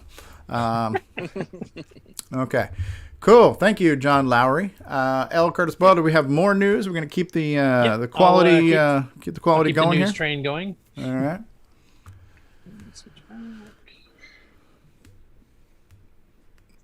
Okay, so next up we have Jerry Stratton. He's done various things. He's done this little fancy basic using modern basic that translates into CoCo Basic and stuff. And what he did here is he did what are the 8-bits and 8-bit computing. And this is a way to explain with an interactive demo even on this web page of how the and, or, and not work in Extended Basic. Because a lot of people use and for like if this and that. not realizing that under the hood, it's really doing the logical and, not just an and as we're used to in the English. So this is explaining how to like not bits together, and bits together, or bits together, and he does a nice explanation. He's actually got this little demo thing where you can actually punch them in. Oh wow, so if you wanna, that is super cool. Here's a couple of bits here. Oh we man, do an or with this one and this one, and here's the result over here on the right. So it gives you a nice visual representation of exactly what it's doing, and you can interact with it if you want to calculate how things work, type thing.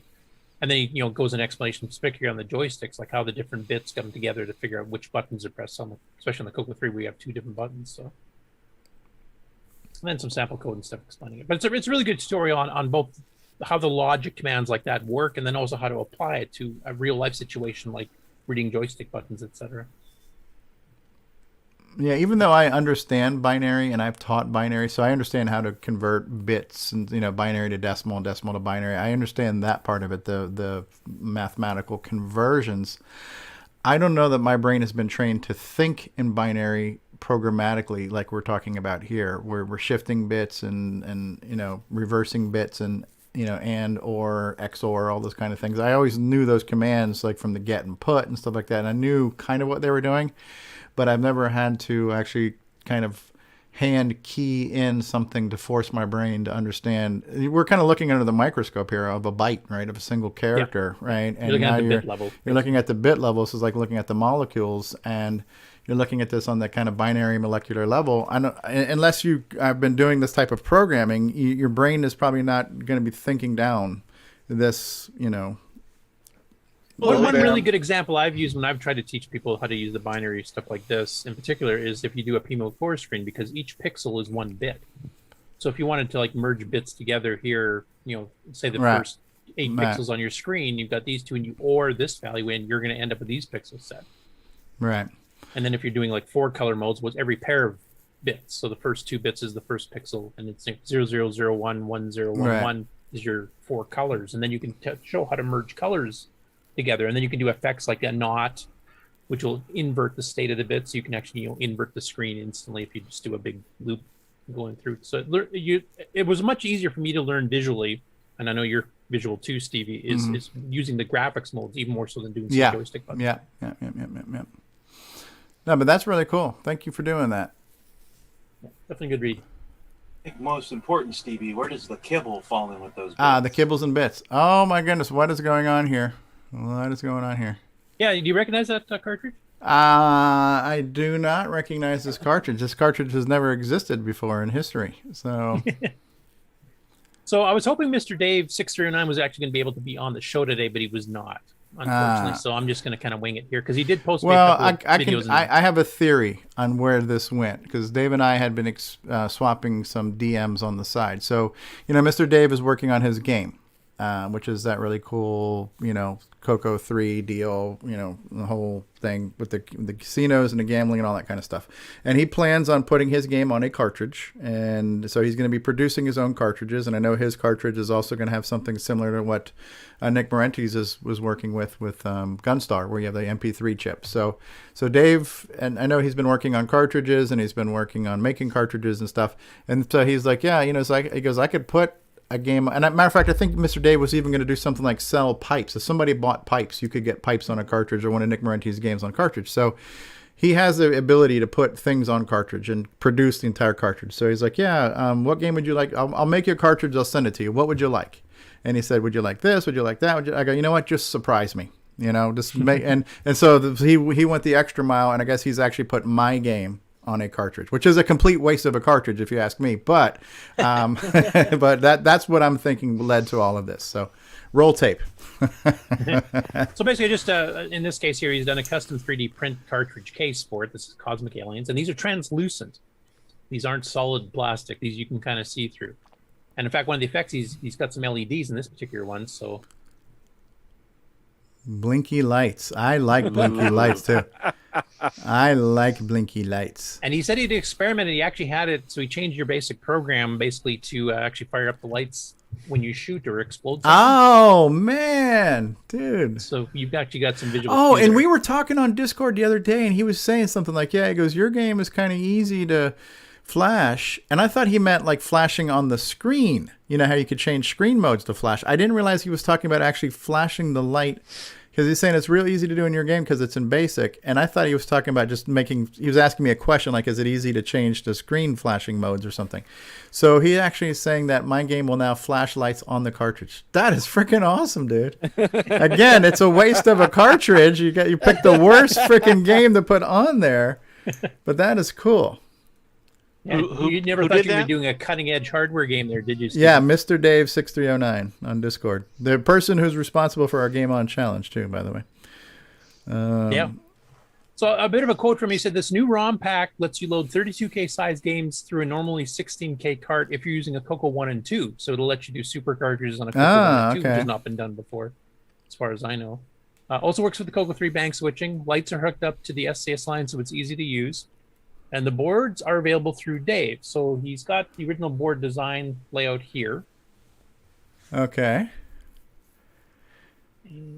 And he's using Flash instead of actual EEPROM, though, I think, right? Because he was mentioning that you can actually write to the Flash through a register. So if you wanted to have your cartridge store stuff in the Flash RAM, it can. Yeah, and here's the actual circuit board samples he's got. Yeah. No, he's selling these as kits with chips in the board, so not pre-done. So this will be only for hardware tinkers at this point, but it's only $10. And it's a through-hole thing, so you really should be able to pop things in and put a little dollop of solder on the other side, and boom, pretty much you're done. anybody can do it. Yeah. Even Curtis. Yeah. Here's a screenshot of it, kind of with the open board. Oh, that is so cool. That is so damn cool. You can even see the poke you have to do there to turn it on. Kind of like with the boomerang board, you were able to turn on a light on that thing too, right? So yeah, now, and there's the cartridge kind of extracted as you can see it. He was also transferring some of the old game tapes to cartridges. Tapes and old cartridges. He was taking like cassette-based games and cartridge-based games and actually throwing them on for testing. I think I was helping him debug some that code. Is that like a ZIF socket there where you can lift up the arm of the slot machine and put it in there? Yeah. Yeah. So anyway, he's got these available in kit form for $10. Just contact him through Discord, and I'll let Stevie plug the Discord. In fact, you might even have a Discord update this week. Discord.CoCoTalk. Oh, who's new to Discord? Well, yeah. Let's put it this way: it was submitted to me, but I did not record it. So, and so you don't need to be able to. You don't need like an EEPROM burner or anything like that. You can actually just put the data on your. You can buy the cartridge, put it together, and then put your own stuff on it. I don't know. And that was why I was hoping Dave was here to answer those kinds of questions. We're not sure how it's actually programmed, but that's probably a safe bet. Kind of like with the CoCo SDC, you should be able to, if it's Flash, you should be able to program it from the CoCo. But you'd have that. Yeah, he's labeled when he did the text to me. He labeled it as EEPROM, so that implies not Flash. Oh, okay. So I'm not sure which way. He might have just typed that just from reflex or something. I don't know. Okay. Well, hopefully get him on soon to actually do a full discussion of it, because I definitely want to go into it in a bit more detail. Either way, it's a cool project. Especially for basic programmers like accessing the lights and stuff like that, because you could do some pretty cool effects on your games above and beyond what's happening. Yeah, kind of like Matt was saying, if you have low fuel, if you've been hit, stuff like that. Yeah. Yeah, and if you put in something like a colored LED that you control the colors like the boomerang has. Yeah, so you can have like a flashing. It was internal in your case. You couldn't see it unless you're peering through the vents. Right. This is actually sticking out where you can see it. Right. Yeah, if it's a programmable like light. Red alert flashing. Yeah, or, like low fuel, red light, or like all kinds of stuff. Yeah, absolutely. A lot of possibilities there. I love blinky lights. I can't get enough of them. So. Very Star Trek. Yeah. This was cool. I saw this morning when I woke up and looked at my phone. Yeah, so Darren Ottery is got this quad multi-viewer, and he said the problem is he has too many monitors, because he has a lot of retro systems, not just CoCo and MC-10 related. So he got this particular one here, and he's actually got it. The nice thing about this is it's not just a converter. It actually will put up to 4 different displays on one physical screen at the same time, so you can actually see these things running simultaneously. Oh, how cool is that?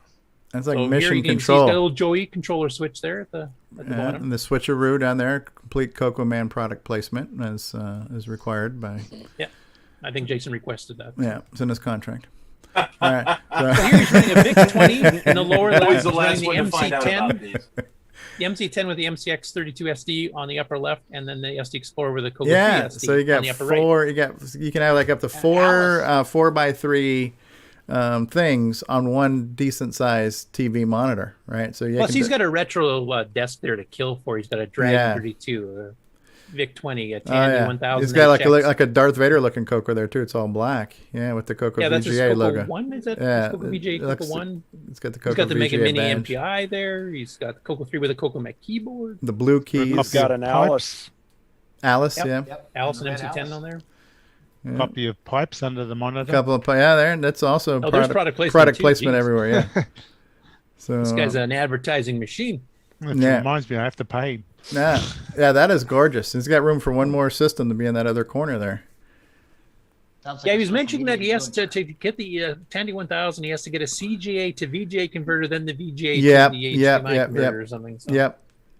Been down that road already. Yep. But that's such a cool idea. If you got multiple retro machines and you want to just pick a game, or better yet, if you want to do a video comparing, all four at the same time. For, yeah. Oh, yeah. If I haven't do any type of video editing at all, you just like freaking put them all up there real time. That is wicked. I'm inspired. That would be good for John Laury. He could run you could run 6809 Rescue on Fractalus, 6809 GIME-X. I'm gonna look for one of these because I've got a 40-inch 4K TV right behind me here that I've just upgraded my man cave to. I think I want to try something like this because I was already planning on how I can incorporate either like a GIME-X or CoCo VGA on that screen. But why stop at just one when I can have 4? Yeah, did they make an 8 version model for a 4K screen? Well, at some point in time, you got to make sure that the screen is somewhat usable. You can get 8 of them in there. Now it's like, what the frick? Looking at a postage stamp at some point. So you just need a bigger TV. That's there you go. Get an 8K screen with an 80-inch 8K screen. There you go. There you go. Only it's about the same price as it's going to be to upgrade my CoCo 3 if all the Ed Snyder accoutrements, right? So, that is awesome. Yeah, I'm inspired. Yeah, it is. I'm inspired. So this is a new one I hadn't really discovered before, and I'm not sure if I'm pronouncing his name right, but Ermani Cioffi or Cioffi or something. So he posted a video demonstrating his new CoCo and CP400 joystick. So I think he's from Brazil, and you can see him holding it in his hand on the bottom there. Yeah. And basically, this is a kind of a modern stick hooked up with an Arduino, from what I got from Google Translate. Okay. And it supports 2 buttons, so it actually will work on the CoCo 3 2-button joysticks as well. So the exact quote from the Google Translate of his description is, "This is the new joystick, the CP400 color computer. It has 2 buttons which can be used for CoCo 3 games, using an Arduino analog just like PS2, and is much more accurate. Are you interested? Talk to me." So he's apparently selling these as well. Okay, so this is a new product. Yes. So it's a new analog controller. Yeah. Okay. Cool. So he's in demonstrating Touchstone. Yeah, good choice of games there. And he's running on the CP400. Yeah. What I'd be curious to know is can you hit all 4 corners on this? Because a lot of these like new modern analog thumbsticks, kind of like using an Xbox 360 controller and an emulator, you can never quite get the corners because of the design of it and some of the physical restrictions of the casing that it's in. Where the Black Beauties, you're basically on that ball pivot thing where you could literally spin it around 360 degrees. These things all have a little bit of restriction to them. So, but maybe the Arduino is compensating for that, because that's the same thing that Malfunk did in his Xbox 360 adapter. He uses his code to compensate for some of the range loss in the hardware. That's cool though. Yeah, good design. Yeah, nice, clean looking machine or joystick casing and stuff too. Absolutely. And like the 2-button support's nice as well. Yeah, very cool. So anyway, yeah, if you comment on it, and the link's in the chat there, but if you guys want to comment, and if you're interested in it, he is, accepting orders. I don't know if he speaks English, so that's I do not know. Okay, CoCo VGA. Yeah, this is a CoCo VGA installed in MC-10. So this is Robert Sieg. Robert Sieg, he's an animal. He's close to Ed Snyder level Cyloning and all the stuff he's doing. Yeah. Well, I think Robert Sieg combined with Jim Gary is kind of like the MC-10 equivalent of Ed Snyder, because Ed does hardware and software. I mean, that video demo we had from John earlier showing all the super high color pictures, that was written by Ed. So he's a pretty decent software engineer too. Yeah. So this here is released a video, and he's also got the download available for the high-res graphics editor for the MC-10 MCX32. And it basically operates on the 128 by 96 by 4 color screen. And he's done a rather ingenious way of doing the editing for a fat bits mode. So instead of just zooming up on the graphics screen, he switches to the semi-graphic screen, which does basically a 32x16 of the full color block. So it runs pretty quick, even though it's written in BASIC. Now it's almost a 10-minute video, so I'll just kind of skip ahead here to kind of show you. Got some built-in instructions. And if you have an MC-10 or an ALS, like I said, you can just go download it. Okay. Here's a sample picture he's loaded up. And that's the standard 128/96 color. And then it creates a little bit of a box you can move around, which I can't catch on train here, but it's going to transfer that data to the screen. And he's a good artist too. Yeah. New game in development? I don't know. So that's where it basically zooms up that chunk into semi-graphics, and you just move around and punch a key for the color of that you want to pick. Yeah, that's cool. So you're doing pixel art. You kind of zooming in, doing a little bit of pixel by pixel block editing. Now, he said this demo here is basically an early version that he's got up for download. He's actually planning on adding some other features because it's pretty simplistic at this point, just doing pixels and stuff. Yeah. Plus, he redraws the whole screen when you switch back instead of just the portion you edited. Yeah. Okay. He's a little bit slow, but it's a good start anyway. Oh, yeah. I thought it was a rather ingenious that's very clever switching, because if it's in BASIC too, you can go from screen 0,0 to screen 1,0. Both screens are literally active. Yeah, you they're just both. which one you're those viewing, pages are in different memory spots. Yeah, and of course, the semi-graphic screen here runs a lot faster in BASIC than the graphic screen, so you can do your editing quite quick. So anyway, that's available for download on the Facebook group. Ingenious. Absolutely and also directly ingenious. on his own Google Drive here if you want to grab it. Link in the chat there. Link in the show notes. All right, so there we go. Very cool. Oh, And wow, that is incredible graphics on a CoCo. Yeah. I think that's Prince Philip there on the right carrying a suitcase or something too. Anyway, this is a channel I've not seen before. It's called Gen 1 Gamer, and he did a nice history of the dragon. I definitely won't play the whole thing here because it's over 16 minutes long. But it includes both anecdotes from his own experience of using the dragon in his youth, plus just general history on the dragon. So it's a nice little summary. And he kind of goes through, some of the competition at the time, and goes into political, climate of the time. And Duran. Wow, that sells it. I have to watch this video now if it's got Duran in it. So. One of his jokes was that this is the time when British were finally starting making cars that actually would start when you try to go to work. Here's some of the competition it had at the time when the Dragon came out. So I think it's a Sinclair Spectrum. So this is a better version of my introduction to the CoCo video from 6 years ago. Yeah. Introduction to the Dragon. Now that's cool. There you go. And he also comparing with the CoCo. Color computer.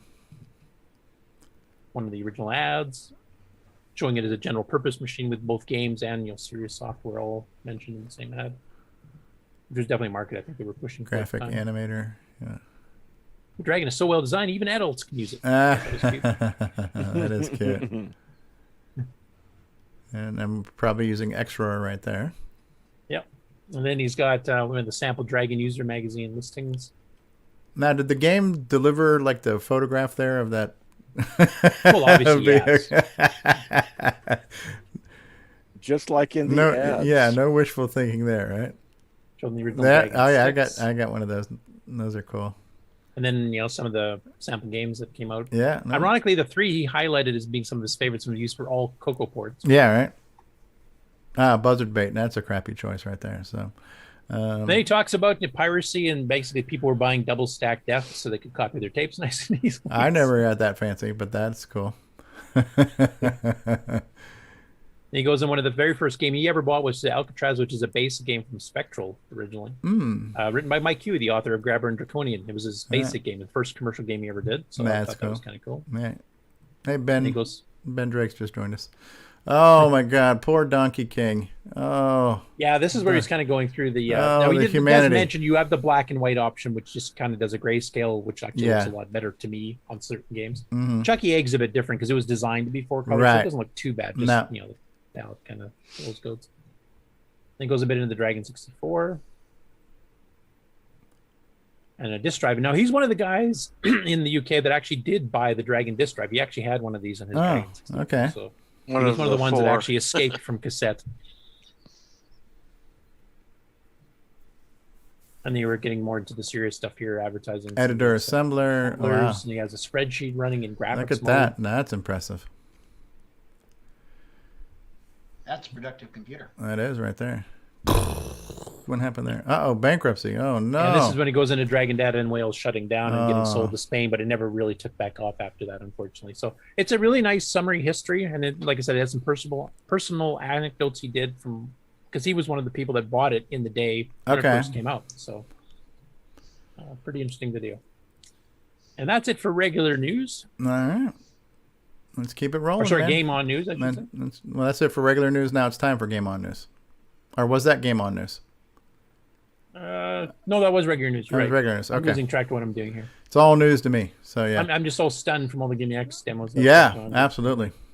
Brains half melted. You want It's me to like, go it's, straight, or like, do you it's, want a like, break? it's like staring at the sun. Even when you close your eyes, it's still showing up there, right? Yeah, the retina burn image is still there. We're almost 2 hours in and no breaks here. No breaks. Well, we're going to keep going because we are all about quality content here on CoCoTALK. I've been saying that for years. Quality content. So everybody got your actually this episode has been brought to you by the GIME-X.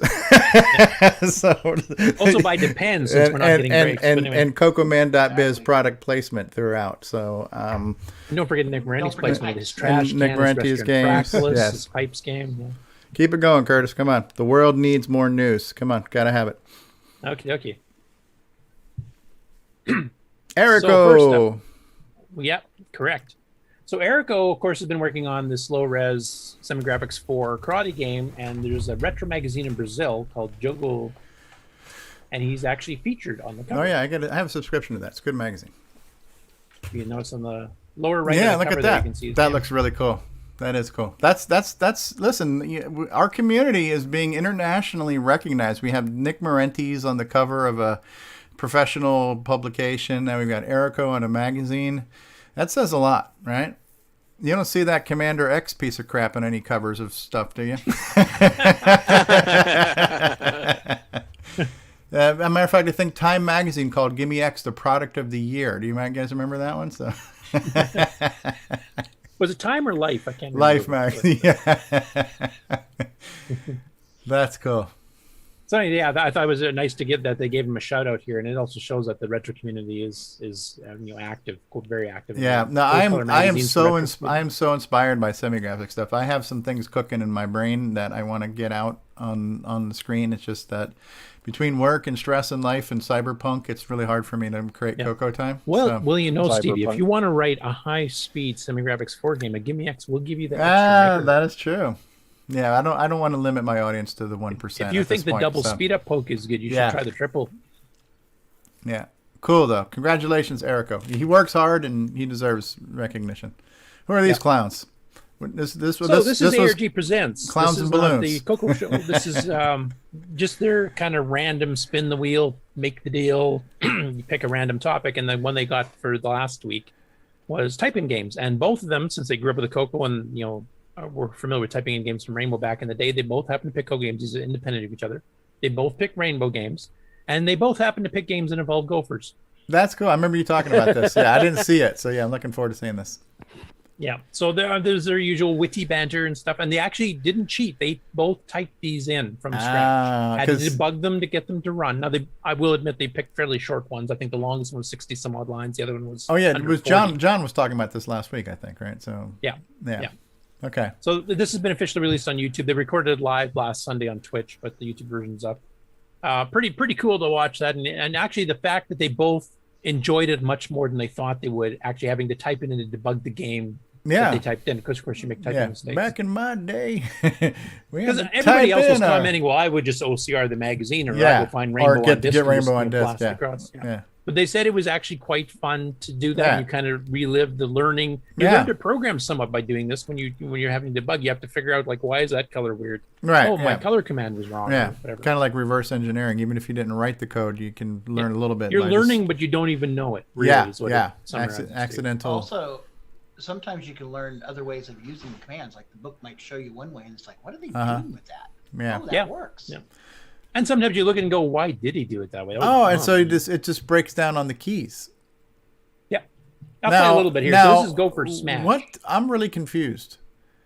What mode is this in? Because I'm seeing high resolution text. This is CoCo 3. This particular game is a CoCo 3. CoCo 3. Okay, I was going to say, because how the hell did they get blue background on text there? Oh, that's really cool. That's honestly, that is really impressive. Now you could go in. Yep. So you got to hit the key to hammer the gopher's head, but you cannot hammer those little blocks coming up. You I lose score when you see. do that. I see. Oh, yeah. Plus, you have a time limit. That is really impressive. And that was a like under 40 line program. It was like 30 some odd lines. Wow, that is really cool. And then the one Brent picked is called Go For It, which is a CoCo 1 and 2 Oh, game. kind of like a snake game. And it's Well, it's a little more advanced than that. I discovered that too. I had to read the directions because basically the premise is you've got these turnips, which are the red crosses. You have to go gather those. Mm-hmm. You're the red square. You leave tunnels. The farmer that you can't see is basically trying to blast you out with water. Okay. And basically he'll send. You can see those little green circles on the right. That's where he's fired. His missile. Yeah. Now, if he hits a tunnel where you've drawn before, it'll fill with water. Okay. And it'll kill you if the water hits you. Okay. But you have 3 clicks of the joystick button that you can do while playing it, or keyboard. I think this one actually handled either way. But basically, you can break the tunnel. You can cave it in behind you. So if you cave it in and he fills the water in behind you, it'll only go up to that spot and stop, so you live. Okay. So that whole element's been added to the standard snaking. Okay. I did try it. It makes a huge difference. It's a much more fun game. Oh, interesting. So This it's an is really interesting cool. concept. This is super cool. Yeah. Now, both of them did mention, I happen to agree with them, there's no scoring in this, and basically the game just ends. This, I think, game concept should be taken and done further. It should have like scoring, progressing through levels, etc., to make it a little bit harder, whatever. But it's actually a pretty interesting take on it. I had not tried this one before. Let's see a little bit of the gameplay. I want to see what the actual game looks like in action here. And then it would break out. It would fail I got out. mine on my first attempt, but it was a lot smaller. Okay. They didn't play the sound. This one actually has a fair bit of sound in it, too. Okay. Oh, so he's like kind of using the paint command to fill it in too, right? Yeah. And then right now he's missing. Like he fires water, but he missed your tunnel. And my semicolons. That caused me a lot of headache because this program has a lot of both. So there you go. Yeah, so it paints. Yeah, but he broke the tunnel there in that one spot so that it didn't hit him. Okay. Before I got the game running correctly. Now this game has a lot of features that yours doesn't. First off, it allows you to play with the joystick. You can use joystick or keyboard. Second of all, it has 3 different skill levels. And the skill levels are basically how many turn-ups are on the screen you got him, huh? and how often the farmer attacks you. And I'll go in that after when we get to gameplay. And also, this and just randomly places turnips. The skill levels is how many turnips and stuff you Right, and this looks like he's running it in composite mode on a CoCo 3. And like, it didn't change the palette. So you're actually parlaying paint to do your work for you and figuring out the path of the tunnel. Yeah. Just by. So it was a bit more involved than your game. It's just hard to. How would you know that the paint hit your person? Like, how do you handle collision detection? The pixel would change. Oh, you just do a peek of the P point of where you are, and if you're blue and not red, or if the dots right next to you is blue, then you know the paint hit you. Yeah, that's clever. Yeah, water hit you. Yeah, it was pretty clever. And it's just like I said, the gameplay itself, because we've seen so many Snake games, even back to like 1983 Trail and Tails. Yeah, and this technically is because I didn't see it in motion. It's not truly a snake because your tail's not following you around. So this is tunnel digging. Yeah. But yeah. Every once in a while, 3 times during your play, you can block your path, block the path behind you. Why would you want to do that? Well, and I won't play the whole thing. Yeah, obviously go watch the video. But the block the path added a game element that really made the game a lot more fun. All 3 of us agreed on that. Yeah. And, I was thinking about that. So, John, who was on last week, John Schaller, Boat of Car, as we've discovered, he didn't have a CoCo before. So the CoCo is new to him. But he has a lot of experience and knowledge on a lot of vintage platforms. And he's a pretty well-read, well-spoken person. So when he compliments a CoCo game, I consider it to be very genuine and, and hold some weight. Like when he was talking about Springster, how much he really enjoyed Springster, and because I had never seen the game before too, we kind of gave him a little bit of flack at the beginning because he kind of poo-pooed Donkey King, but he's more than redeemed himself as far as being a CoCo game critic at this point. But he's got some good insight to that, and so him explaining this thing last week, now that I'm seeing it, I appreciate it even more, and like how he really appreciated the Springster game. I think his experience on different platforms and different systems brings some legitimacy to something. If he gives it a good review, it's, I think that holds some weight in my book. So I like these guys and what they're doing, and they're like all this value added opinion of these games and their experiences. And I agree. It's like, you could have just ran the virtual disc, but this is a whole experience, right? From typing it in to figuring out why it crashed to then playing it and enjoying it and talking about the things you liked. It's a very well-rounded experience from start to finish. So I think there's, it's a more rewarding, like anything else, the lessons you learn the hard way. You know what I mean? So yeah, this is cool. This was a great idea. That's very and actually, as Brent mentioned, and I remember doing this myself, I don't know how many times back in the day, he mentioned the difference between a semicolon and a colon, which is so subtle on the page when you're typing it in. Yeah.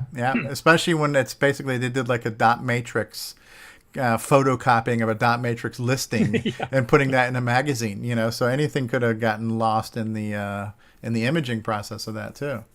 And you were speaking about doing reviews of some of the CoCo games with an honest, fresh perspective, and it was funny because him and a few other people in the chat that did try these games during the week before they recorded the episode, both Mitsuyama and maybe one or two others had tried it, but they hadn't read the actual article from Rainbow itself. They just typed, got a copy of it and typed it in type thing, or just copied it.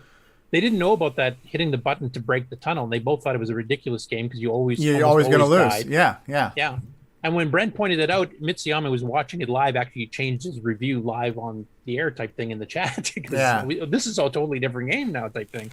Because it was just too random and you just get killed all the time. So, and then Boat gave it a pretty bad review too. He gave a good review to Aaron, saying it was a nice, simple game, nice and short to type in, and you just quickly hit the keys. It was easy to learn. But he didn't read the actual instructions either, and he did not know about that. And he thought this was just too random, and you just die all the time anyway too. So. Definitely is also a pointer that you should read directions once in a while. Yeah, right. I specifically wanted to point that out to you, Stevie. So yeah. But it's a really good episode. It was quite fun, I have to say. So definitely, I highly recommend watching. Good job, guys. Much appreciated. So this is Jim Gary. He's got this is a game called Galaxy Jailbreak. Now this is originally released for the Sinclair ZX81 or the Spectrum. I think it was the ZX81. And he did an MC-10 port of it, and then he started working on the MC-10 basic compiler that Greg Dion did, so to speed it up to get it a bit more. So he's been doing, I think, 3 or 4 different video updates throughout the week of what he's been doing to the game, and he's actually added some graphical flair that wasn't in the original. And basically, you're trying to break out the ship in the middle. You've got these other things flying around that are the only things that can break through the wall. Your shots will not break through the jail. Only these other things colliding with it will. When you shoot them, they drop down and can kill you. Or they can just hit you on normal. So I'll play a little bit of the video here. So this is the compiled version. Wow, look at that. Woo, look how fast that's flying up on the screen there. Holy crap. It's like Breakout. And this is using like set and reset. Yep. But actually a nice clip because it's being compiled. If this was running in basic, this would be god-awful slow and blinky. Yeah, so you get that little green X effect when it merges. It's kind of like imploding the green dots, which are destroying the wall. You can see that the prisoner dot is currently trapped and just kind of bouncing that one section. But you cannot shoot through the walls. You have to let those other dots break through for you. Okay. So that's a challenge. But yeah, pretty good clip for originally basic. Super. So he's got that one available for download as well. That's impressive.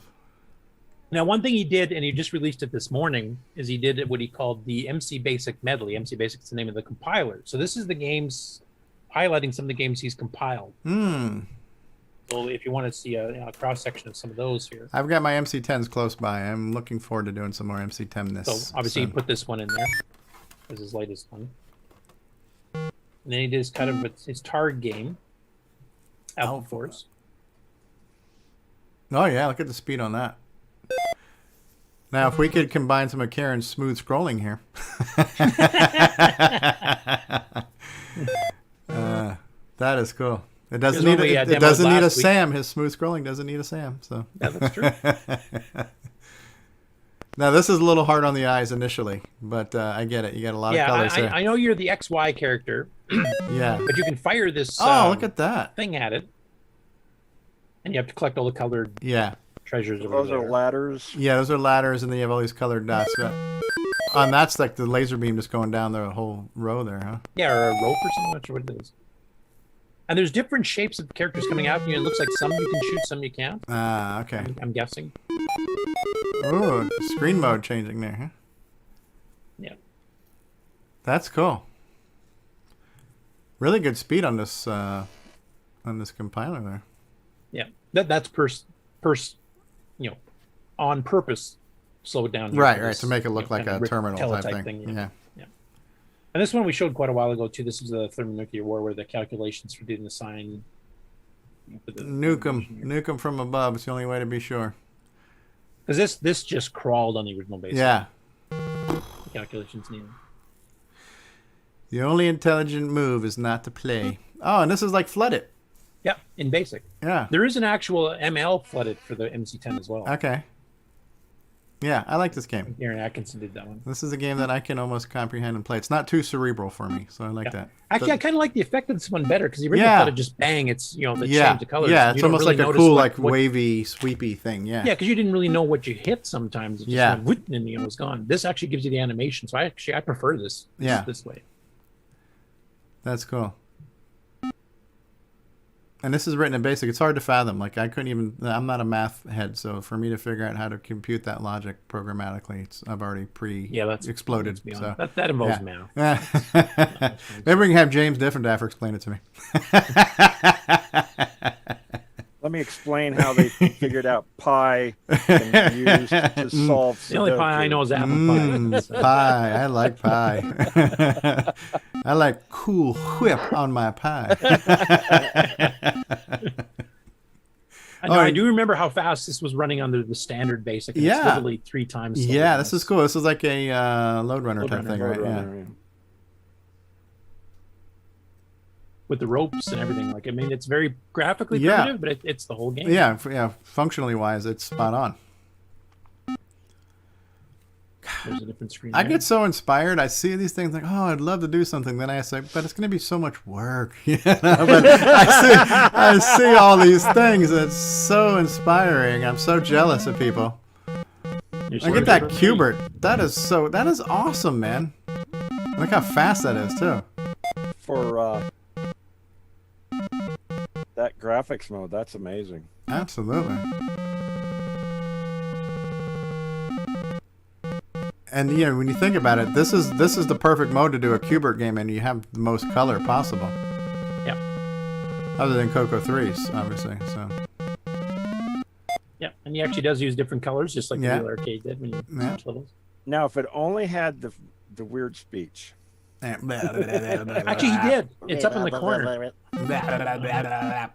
It doesn't do the speech part, but it actually does the text version. Oh, the exclamation, like the all the punctuation marks. Yeah. All right. Somewhere around here, there's one. We get it. We know what CoCo punctuation looks like. You. Yeah. Yeah. Up in the upper left corner. Then he's got his scramble game. Ooh! Wow. I wonder if this is using like left string, right string type stuff to scroll. Yeah, I think it's using mid string up. There's the initial start where it's building a bunch of the string lines, I think. Yeah. For the scenery. And then it's using a bunch of mid strings to move them, huh? Arrows. And... Yeah. But with a faster printing speed here, it actually does make it a sideways scroller. So. Yeah. And some of these could be replaced with semi-graphics if you wanted to. Like the letters would be hard, but those would have to maybe just be inverse text. But like your spaceship could be like a little the original looking thing. Arcade game, I think, used text, but it was graphics characters. Okay.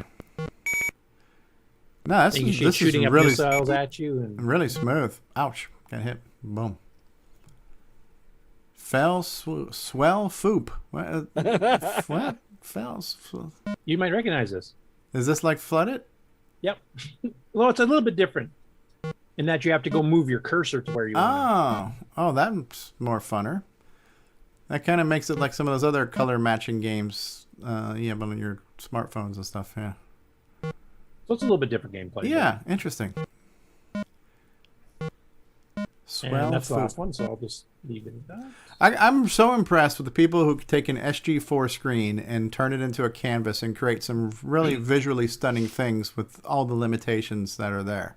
Yeah, and it reminds me of when I first got my CoCo, because of like the first 8 months, I didn't even have a cassette recorder, so I had to program all my own stuff. And I did write a Space Invaders, I did write a Missile Command, I did write, a dungeon game and all that kind of stuff back in the day. So it brings back a lot of memories, but I got used to higher res graphics once I got enough RAM to actually do them and stuff. So I kind of got spoiled on it. But yeah, it does remind me of the very first days when I got my CoCo 1, because that's the type of stuff I was trying to pull off, except I didn't have the skill to do a lot of the stuff we can do now. And I definitely didn't have a compiler. Yeah. So this is a nice one. This is a part 2, and I think it's a Japanese person that's doing it, because there's a lot of overprinting of Japanese characters and stuff, or maybe it's Chinese. I can't read either, so I have no idea. But he did. I'll translate for you. No problem. Oh, good. Yeah. So he did a part 1 that we covered a couple months ago, I think, and he's just picking some of the favorite games he's found on the CoCo platform. And in this case, you can see that on the cover here which ones he's picked. He's picked Xenix and Dungeons & Daga, Canyon Climber, Springster, Outhouse, and Prospector, which was a rainbow type-in game, speaking of. Interesting. So I don't know if you want to see into the particular ones in here. It's like a half-hour video, but he actually does kind of scroll through it. Let's see what it looks like. Let's kind of scroll through it. Okay, so now we had some sound problems on Xenix. I'm not quite sure why. Like it kept fading in and out. You want to translate that far right for me there? Oh, that's yeah. He's basically saying that this is a really good game, one of his favorites, and said it's not as good as the Nick Marentes titles, but it's still good. Okay, scrub along. We've seen that. Okay, and down there it says yes, very good game. One of my favorites. Not as good as Nick Marentes games, but still good. Yes. Getting deep in here. Yeah, this one is that's the. Yeah, it was written in 1982. I did read that translation. Yeah. Mm-hmm. It's 3D graphics. Anyway, we'll skip that because he doesn't really know what he's doing. Springster's, coincidentally enough, the game. And he says, I agree with John on this one. This is a really good game for the CoCo 3. Now he's added his own music here. Obviously, I don't remember that in Springster. Maybe it's the Japanese version. They added that. So.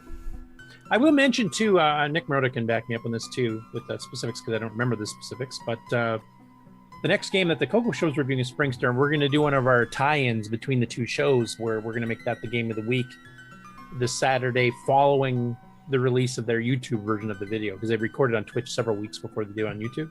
Correct. Do you have the date? That'd be in May, I believe. Okay. So we'll do an official announcement kind of ahead of time to let people know, but just to give you a bit of forewarning. That's what the YouTubers call a collab. We're going to do a collab with them. Collaboration video. No, very cool. Outhouse.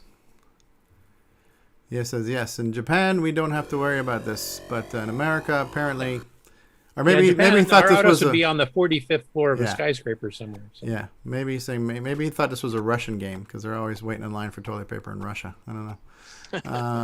Then Prospector, this is the game that was published in Rainbow. I think it had 50 levels, if I remember, and it's basically a bunch of practice data mode because it's a machine language game. But that said practice mode there, Curtis. So I don't know if you played this one, Stevie, or not. No, this isn't basic. No, this is machine language. Oh, okay. This is one of the machine language games that Rainbow published. Okay.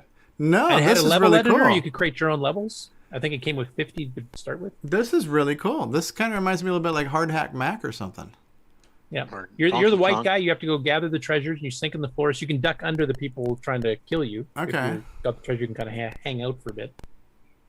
Oh wow, this is cool. I love a good ladder platformer type game. You know, it's interesting to see what you can do with the whole ladder platform genre.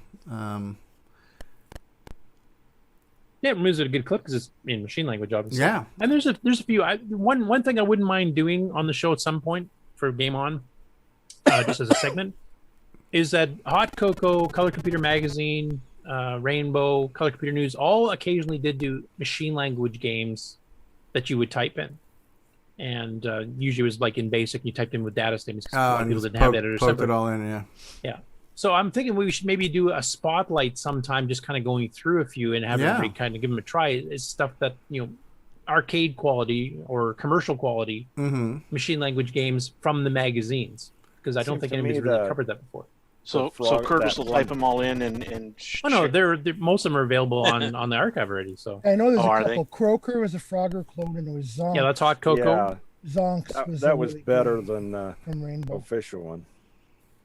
Yeah, there's Kroeker, there's Space Hawk, which is a Galaxian style game. Those are both from Hot Cocoa. Yeah.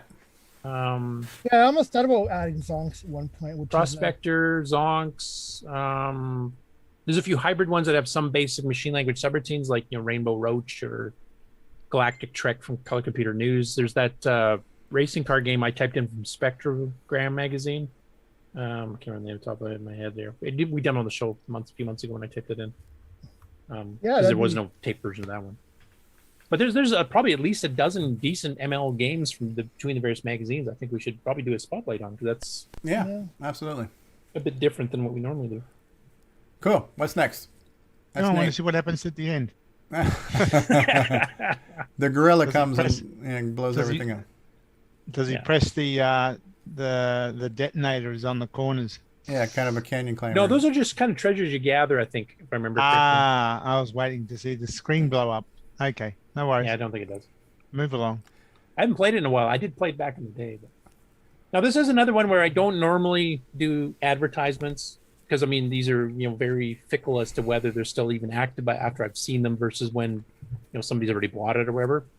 I did have one last week. I have an exception this week as well. And the only reason this is an exception is because this person is selling 48 original Dragon cassette titles. And he's put pictures of every single one of them up so we can get to see some of the Dragon artwork from back in the day, including some CoCo ports. The king. Yeah, I love the artwork on these Dragon cassettes. There was something so cool about that. Yeah, they did it a lot fancier than we did. Mm-hmm. Like no hands. There's just no Now, question. is he selling them individually, or would he sell it as a bundle? Where you can No, buy he's selling them individually, and he's sold quite a few of them already from what I checked this morning. So. Okay. I mean, if you like somebody like me who owns 0 Dragon tapes, it'd be nice just to buy the whole bundle, Now, they do have a few boring ones. You can see some of these Blaby ones here at the bottom right. Wizard's Lair and Trun. Trun. That's I don't even nothing know what like that Tron. is. It's like a really bad Tron game. I mean, some of these games I recognize definitely, like Backtrack and Cosmic Cruiser is a pretty cool one. Mutant War, I don't know if I played that one or not. Junior's Revenge. Cool. He's been collecting a while. Total And Eclipse. you can see some of the lower end, cheap ones. But then you get stuff like Total Eclipse, which has this nice manual with it. Of the heart. Yeah. Cool. Micro Deal Program Pack 1, Basic Tutorial, Here's Beginners some and of the Advanced. educational ones from back in the day. Yeah. One teaches you basic, and then they got the standard math and Space Fighter for the Dragon. Everest, Night Flight, Ultimate Adventure 4, free sample. Oh, wow. Cuthbert Goes Walkabout. Yeah. Otherwise known as Amadar. Yeah, that's the whole clamshell case there. That's pretty cool. Table Adventures. Cool. All right, let's move on to something. Yeah, there's his collection. Yeah, very nice. Let's move on to something that's going to keep Nick Marentes awake here. I'm really worried about it. Good timing, because guess what's up next? Yes. We'll have to wake up. So, for those of you not on Nick's site, and shame on you. Shame on you. Or not on Facebook where he announced it. He's got the third chapter of his blog up, and he's showing off a new effect that he's done, which I will play the video of here. Dun, dun, dun, dun. Are you sharing sound? There's no sound. sound. I don't think there's sound. Okay. Oh, look at that. That reminds me of the PC version of your Donut Dilemma. Yeah, yeah. Oh, that is gorgeous. That is awesome looking. Is that palette animation, or are you doing a whole bunch No, it's properly animated. Oh my and it's God. very simple to do. Wow. Which I shall explain. Wow. Okay, I shall pause it and let Nick take it away. That's all right. Really good, Nick. Okay, now it's very simple because obviously you don't have a lot of CPU time to go do anything too complicated. So basically, when you look at this, look at it, ignore the foreground, ignore the platforms and the bricks and all that. Look at the background And basically, how would you animate such a background? What's an easy way to do that sort of animation on a real CoCo? And that would be draw it this is 4 frames animation. So draw 4 complete screens with the cogs in each different rotated position, and then just cycle through it. So there's no CPU time to just cycle through all the video pages. You just change the start position of the screen and you display the next frame.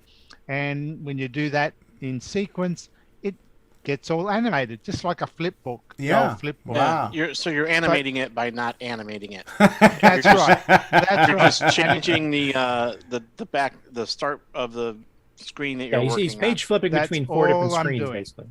So CPU wise, it takes bugger all. Bugger all. There is no. That's right. That's an Australian technical term, I believe. Yeah. So it doesn't take up much CPU time.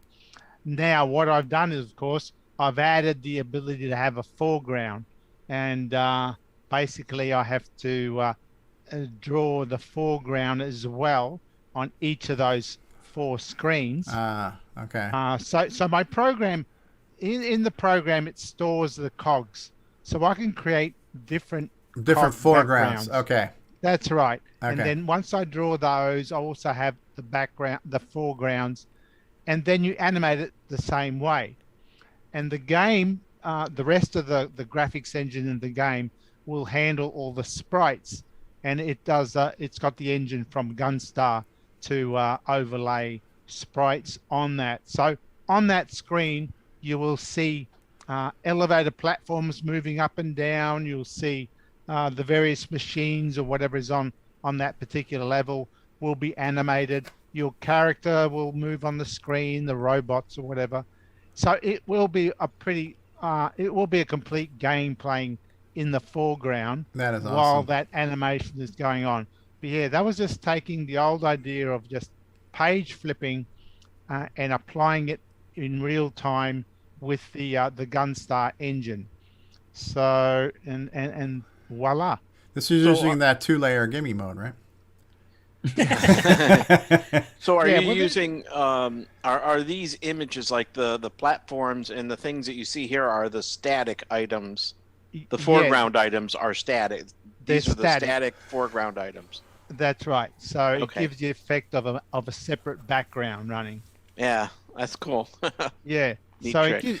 that's so right. you could have the effects like waviness, like a wavy background, or like running water, like a waterfall. You can do all kinds of stuff, right? So whatever you want. Any type of 4-cell animation that would loop and look well. Anything, Get Bjork blocks. So yeah, the animation is actually quite simple, but it's trying to integrate it in with the game as well. So having the foreground, that's where the is the foreground already superimposed on all 4 pages? So do you have to you have to re-render the foreground each frame, or is that so? Okay, so it's always there. No, so they are drawn on those animated pages. Pages, right? But Right. So the foreground and the background are all being page flipped. That's right. Okay. But basically, they're the same page. It's the same image. Same in other image. words, that's why I was asking him about the static foreground items. They're just like what you're looking at is one of 4 frames, right? And the other 3 frames have the same foreground stuff. Yeah, the foreground never changes, and the background changes 4 times. Yep. Right. And the sprites will be overlaid over that, depending on which of the 4 pages you're on. So this is actually the special gimme 3-layer that even Mark Sieg 3-layer gimme, yeah. That's right. This is a software GIME-X. Yeah. It's like a club sandwich. It's the Merentes X routine. So yeah, it looks really good, and I was inspired by that donut dilemma. That's the first thing I thought of when I saw that. Yeah. That's when I saw that on the PC version that I have. Here's one thing I've discovered. No matter how much new hardware becomes available, Nick Marentes is going to say bugger it all, and I'm going to continue to make software solutions. I don't need no stinking hardware. That's right. Well, speaking of, he's planning, and so far from the looks of the speed tests and stuff here, it's going to work. This will run on a 6809. You won't even need a 639. Wow. Yeah. So this game will work on both. Yeah. It's a bit faster on a 6309. because part of my graphics engine from Gunstar Right. is a bit of a CPU hog, because the way it works, it copies a large amount of RAM in order to get the sprites and the overlays to work. So it does eat up a fair bit of CPU time, and a 6309 does help it, because you get a 10% speed up just by activating a 6309. Even if you don't use 6309 instructions, you get a 10% speed up.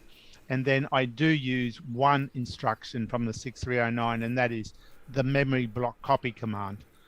But for 6809, if you have only a 6809, it detects that, and it will say, okay, you're running the lame CoCo. So therefore, I will have to do the fastest I can do with the stack blast. And you just have to put up with the 10% lower CPU. Which means you lose probably a frame of animation. So it's a little bit slower, but not impossible. Some people will say, I think you figured it out. So it drops between 15 to 12 frames a second or something. Something like that, yeah. So it only really loses one frame at the moment. So we'll see how it goes. And then that's including the fact that you've got the FIRQ sound routine the running. Sound there's no routine's sound running here, as but well. it's running. Yeah. So the sound routine's already eating up CPU time, and that is running, but I don't have any sound in there, so it's sitting there quietly, but it is running. Just imagine sound running constantly while this is going on. Yeah. And the scoreboard down at the bottom, that's the static portion of the scoreboard. Yeah, that part, it doesn't get paged in and out. Yeah, that one's separate. That's cool. Now I wanted to mention something on the development here too. Let it run Nick while you're talking. I love to see the wheels spin. Well, I'm going to start them up again shortly here. I just want to explain something. So Nick originally was planning on having perfect cogs, which basically means they would just spin perfectly in place. Yes. Now he screwed up and actually off-centered the black circle in the middle of the cog a little bit by accident. But he ended up showing this to me while he was doing it, and actually it looks a hell of a lot better that way. It looked more real when the cogs have a bit of a jiggle to them. Yeah. As if there's a bit of wobble on their axis. Yeah. So I thought, hang on, okay, no, it's not a bug. It's a feature. Yeah. And it is. I mean, it looks too perfect, too fake doing this. Yeah. The pre-order. Yeah. This looks like a real machine where it jiggles around and shaking the table it's on or whatever. Absolutely. Like this looks so much better. Absolutely. So it was Nothing the wrong big with a little cog. jiggle. It was the big cog that I had wrong, and then I liked it so much. I actually purposely added the jiggle in on the little cog as well.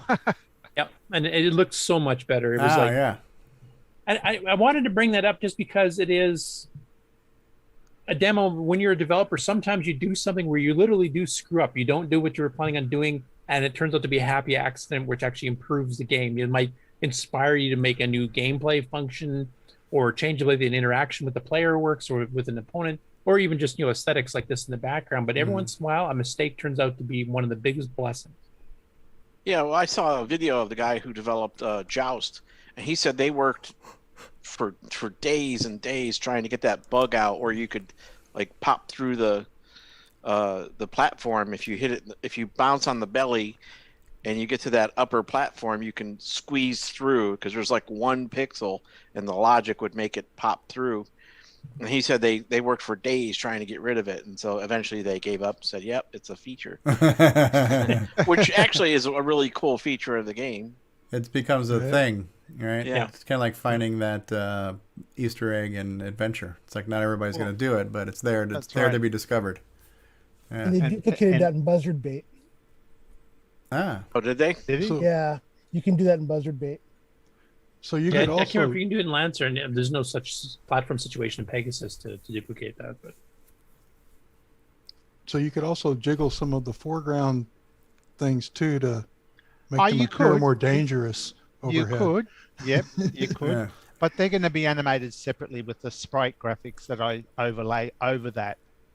yeah, because certain things Basically, produce certain things. I don't know how much you want to give basically away. everything in the foreground that is not meant to move, it gets added to the background. So they are all together. It's all about trying to save CPU time to try to do as less as possible. That gives you the biggest wow possible. Yeah. Yeah, and changing the video the location where the video is rendering is just a couple of bytes to change. Yeah, and so bulk, it's basically. incredibly Maybe a couple, fast but to change. It's a handful of cycles. That's all it takes. Yeah. And, Yeah, and I'm sorry. I was just thinking, Sorry, yeah. if you're running underneath this big machine that's on the second level, and it was wobbling around, I would be inclined to get out from underneath it. Yeah, well, there's going to be 12 of these levels. Yeah, but those things are behind you. That's that's the background. They're just there. They don't really do anything in the game. They're just there for background. Yeah, aesthetics. we haven't really seen too many CoCo games where there is an animated background. No. And so, like, I think to some degree you achieve that in Popstar with like some of the rising water and the the storms and stuff like that. But yeah, there's not a lot of games where usually the background is static tiles that you're scrolling past, or just a blank image or something. So the fact that you have this is pretty unique for a CoCo game, I'd say. So that was the big effect that I've been teasing everyone about for so long. Nice, that's cool. It was worth it. And much to Nick Marotta's love here, it's 6809. So. Yes. Well, and I love this. I love the circuit board look you have on that display panel too, like that red circuit board with the red traces and stuff. That looks really cool. That's going to be a timer. Okay. So the idea of the game is that there's a bomb going to go off, and you've got to get through it all before this timer reaches 0. Okay. So that's your control. That's the bomb timer itself. Neat. Cool. I gave it a bit of a digital look. Yeah, absolutely. High tech. This game has an RGC. Now, how much would you pay? Oh, I'm looking Nicky forward needs a Ferrari, man. I'm looking forward to purchasing this on ROM cartridge. So, yeah. and that's not far off either. Yeah. Okay. Cool. Any further questions or comments? Yeah, I got one more question. Are you doing this through different files, or are the graphics for this within the code, or loading? The graphics are within the code. So the cogs are compressed, stored in the code, or not in the code, but they're with the program itself in memory. Yeah. And then it's only 8K of graphics.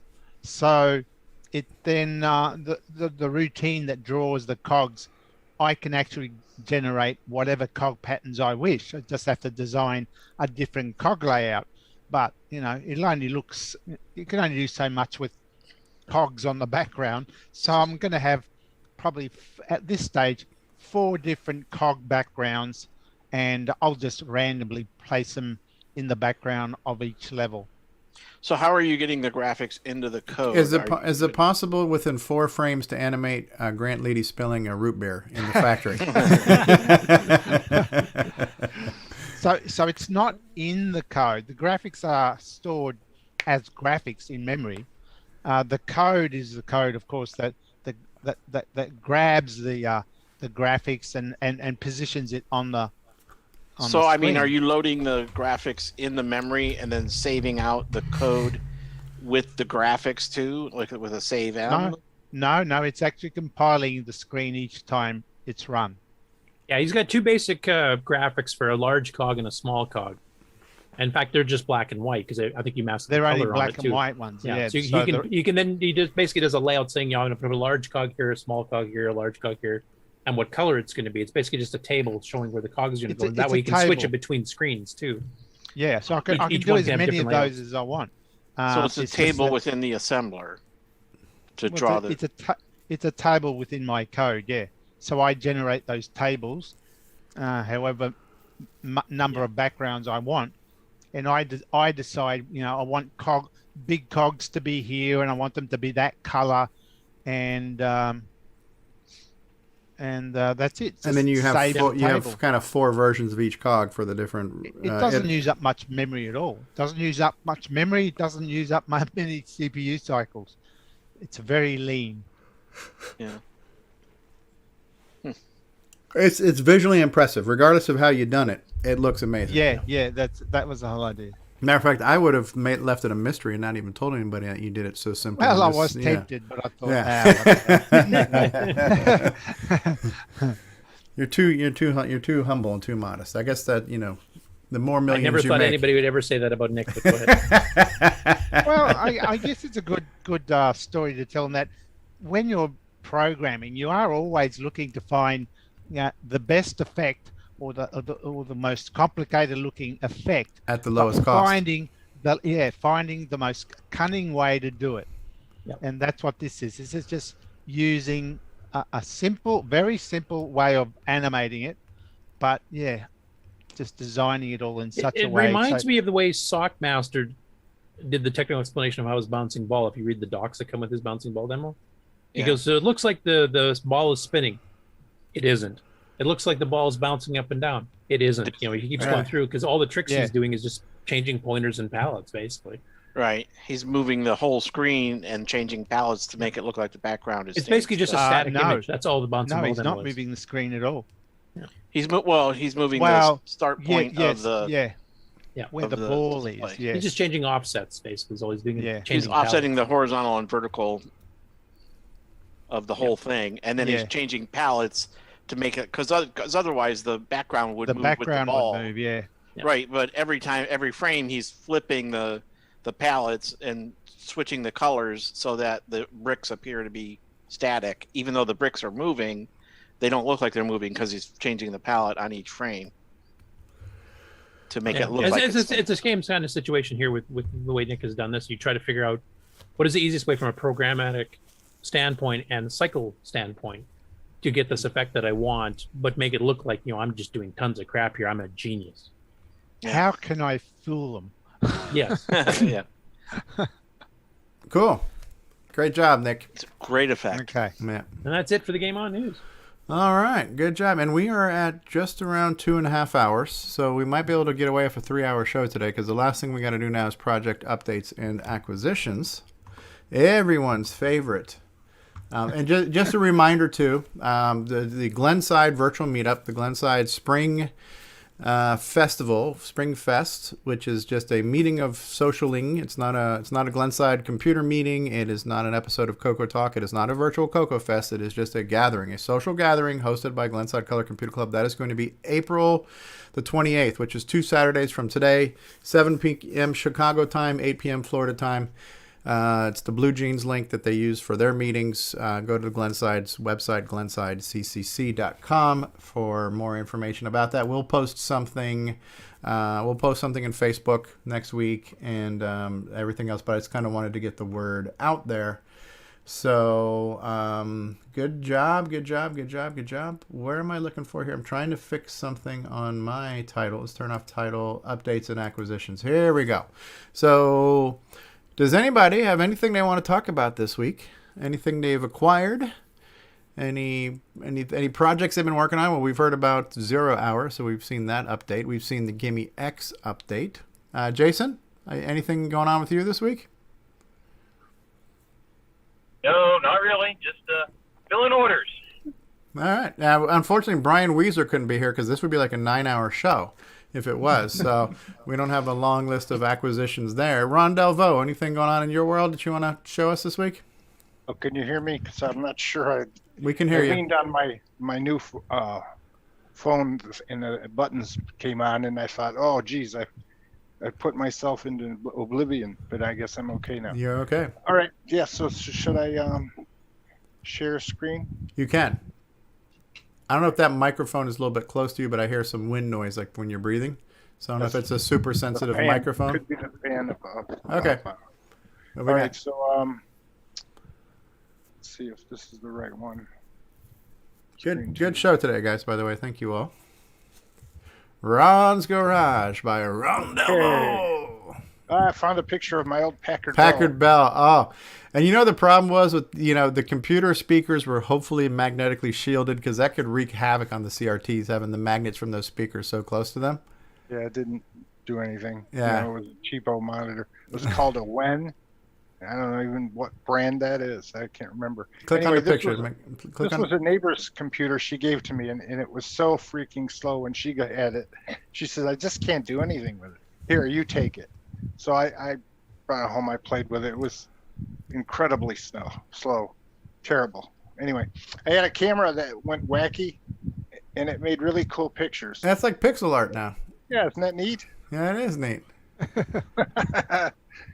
That's like the little happy little accidents we're talking about with Nick's game, right? So that's a feature. It's a feature. This is my CoCo that I set up back in 2002 in my basement in Rochester. Not much different than today, except for all the new stuff you can add to it. And here's some of the stuff I had back then. A couple of CMAs and stuff piled up. And on my laptop that I have that I bought for $9, I put this old media rack on it. Yeah, I remember that. Was that from the old Sound Blaster? I don't know where it's from. It's Willow Pond is the company that makes it. Okay. And it came on, older PCs. And yeah. It has a MIDI player, with it. Wave player, yeah. Yeah.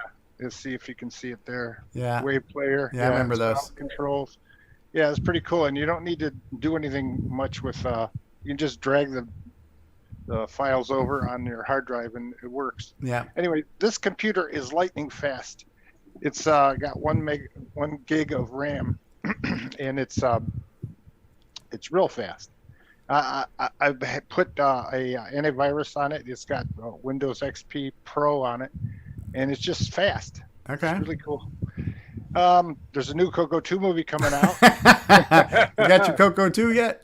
Yeah. Is that the new documentary we were waiting for? Yeah. I don't know. Then there's CoCoMelon, whatever that is. It's a show on Netflix.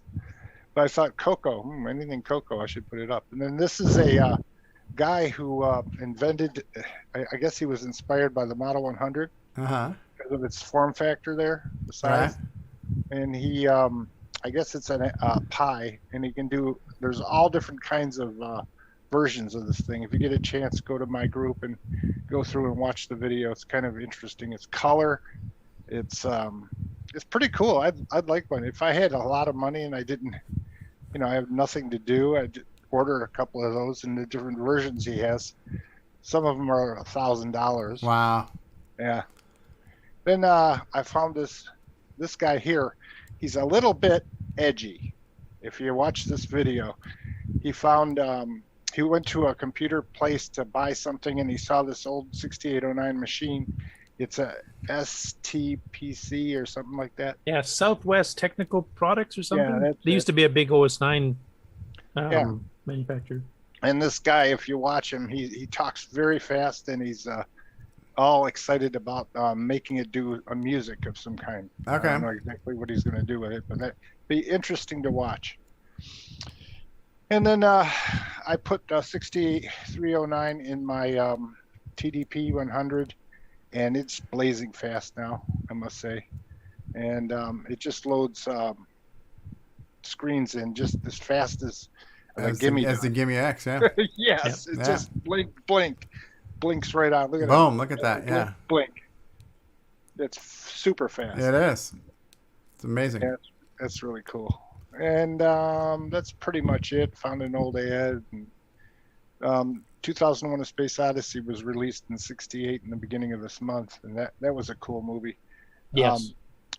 This video talks about a lot of things that were in the movie, and it's interesting to watch.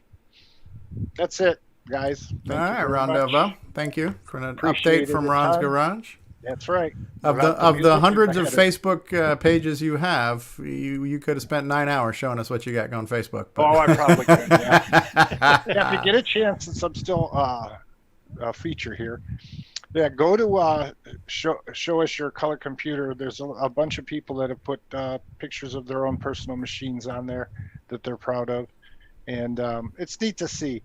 Sometimes they've dug up old pictures of their kids playing or themselves playing when they were kids, which is interesting to see. Yeah. Cool. Thanks, guys. Thank you, Ron. Yep.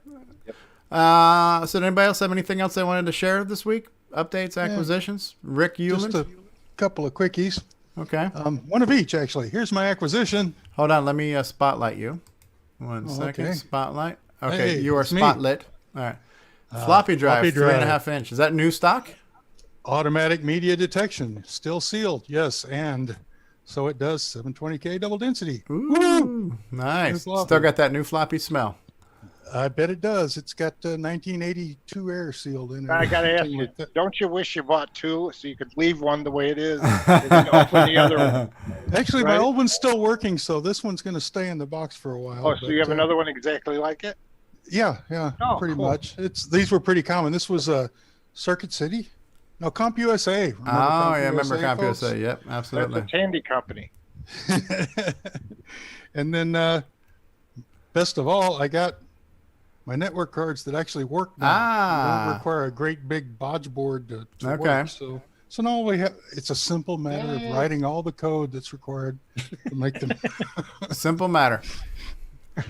And that's going to be it for this week because got to write a bunch of code now. Okay. On someone else into doing it or both. Yeah, you sent an email to both Bill Noble and myself here. Now, of course, we're getting ready for our EU 6.1 release at the end of April. So probably That not was gonna my happen. reference to your copious free time there.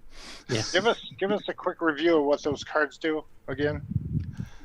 Oh, this thing, it's a 10100 network and 16550 serial port on a ROM pack size thing. So Networking and serial. This will give you you could use a serial drive wire port and then use the network to do networky things. Cool. I hope. I want some kind of basic web browser that will do like HTML 1.0 or something, just so you can.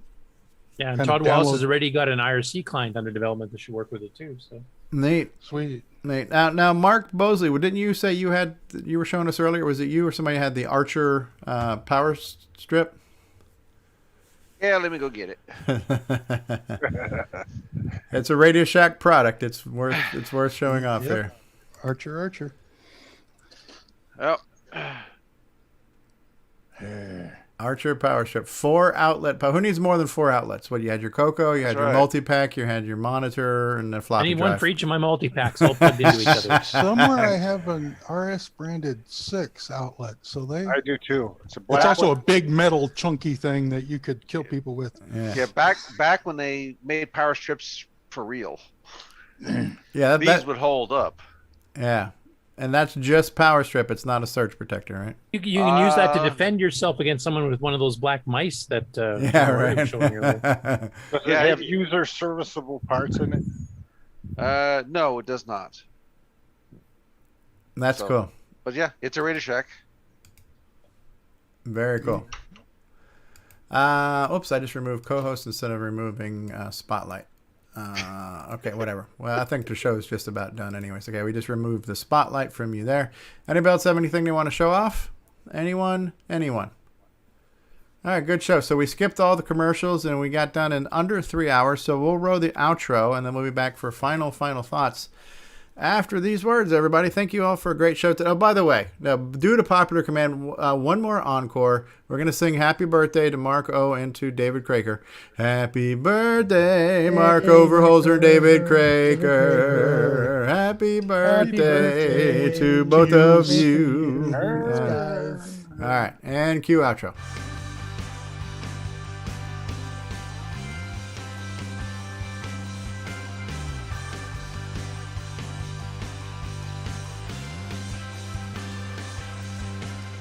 This concludes another episode of CoCoTALK, the world's leading live talk show featuring the Tandy Color computer.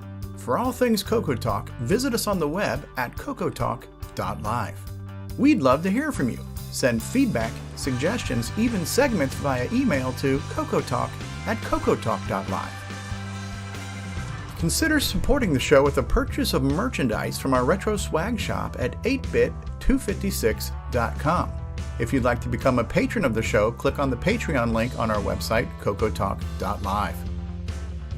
CoCoTalk would not exist without the community, its cast, crew, and contributors. Thanks go to Alan Murphy, Bill Noble, Brian Joyce, Brian Weasler, Curtis Boyle, D. Bruce Moore, Danny O'Connor, David Ladd, Eric Canales, Grant Leedy, James Diffendaffer, Jason Reichert, Jim Brain, Ken Reichert, Mark Bosley, Mark Overholser, Mikey Furman, MrDave6309, Nick Marentes, Nick Marotta, Nick Marotta, Nick Marotta, Paul Fiscarelli, Richard Lorbieski, Rick Adams, Rick Ulland, Rob Inman, Ron Delvaux, Samuel Gimes, Sloopy Malibu, Steve Bjork, Terry Steggy, Tom C., and many more.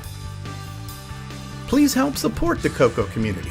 A list of various contributors and resources are available at imacoconut.com. That's imacoconut.com. The original CoCoTALK theme song is copyright 2008 by D. Bruce Moore and Greg Sheeler. The new CoCoTALK theme song is copyright 2020 by D. Bruce Moore. Both are mixed, mastered, and produced by D. Bruce Moore. CoCo forever, people! All right, well, unfortunately, or fortunately, depending on how you look at it, David Ladd's just joined us, so we're going to have to start the show all over again. We're going to have to take it from the top, so hold on one second here. No!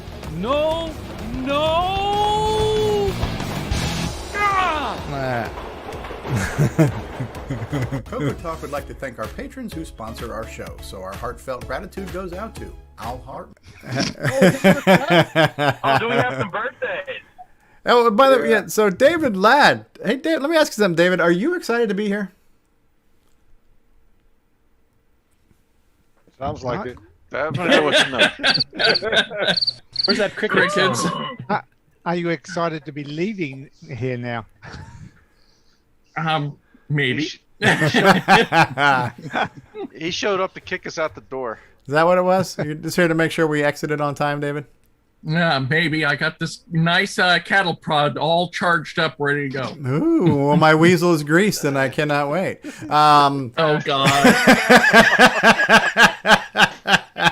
I'm out of here. David, were you excited to see our show today? I don't know. I was sleeping. I'm trying to lead the witness here, Your Honor. I'm trying to set you up for your infamous. I am so excited to be here today. It's gonna be a great show. I can just feel it. I think you did it better, Stevie. You're all ready. You and Jason are really getting the lines down. I don't even need to be. Diet Dr. Pepper and water. Ooh, yes. Well, thank you all for being here. Thank you, John Laury. Hey, I got one thing to say real quick. Yeah. Mr. Sheldon McDonald? McDonald, yes. He's made a game, and he's sending me the cartridge, and he dumbed it down so I can play it. Oh, excellent. Excellent. Very cool. John Laury, thank you for showing off your whole cool, macked out CoCo 3 with all the Ed Snyder awesomeness. Nick Marotta, thank you for always doing a great job with the Game On Challenge. Nick Marentes, thank you for showing us off your game in progress. Always a pleasure. Thank you very much. And Mark B, thank you for everything. Rick Ulland, Jason Reichert, Ron Delvaux, L. Curtis Boyle with all the news. Now, I seem to remember you saying there wasn't going to be a lot of news today, Curtis. It felt like 4 hours of friggin' news today, but it was all good. Well, because we had 2 interviews during it. That's true. And Mark D. Overholser, always there on the spot with the links in the chat and answering people's questions and being social and interactive, informative, and helpful. You are always appreciated, sure. And also, Mark, I would have to say happy belated birthday to Mark Overholser. Are we allowed to ask which birthday was for you? 29. 55.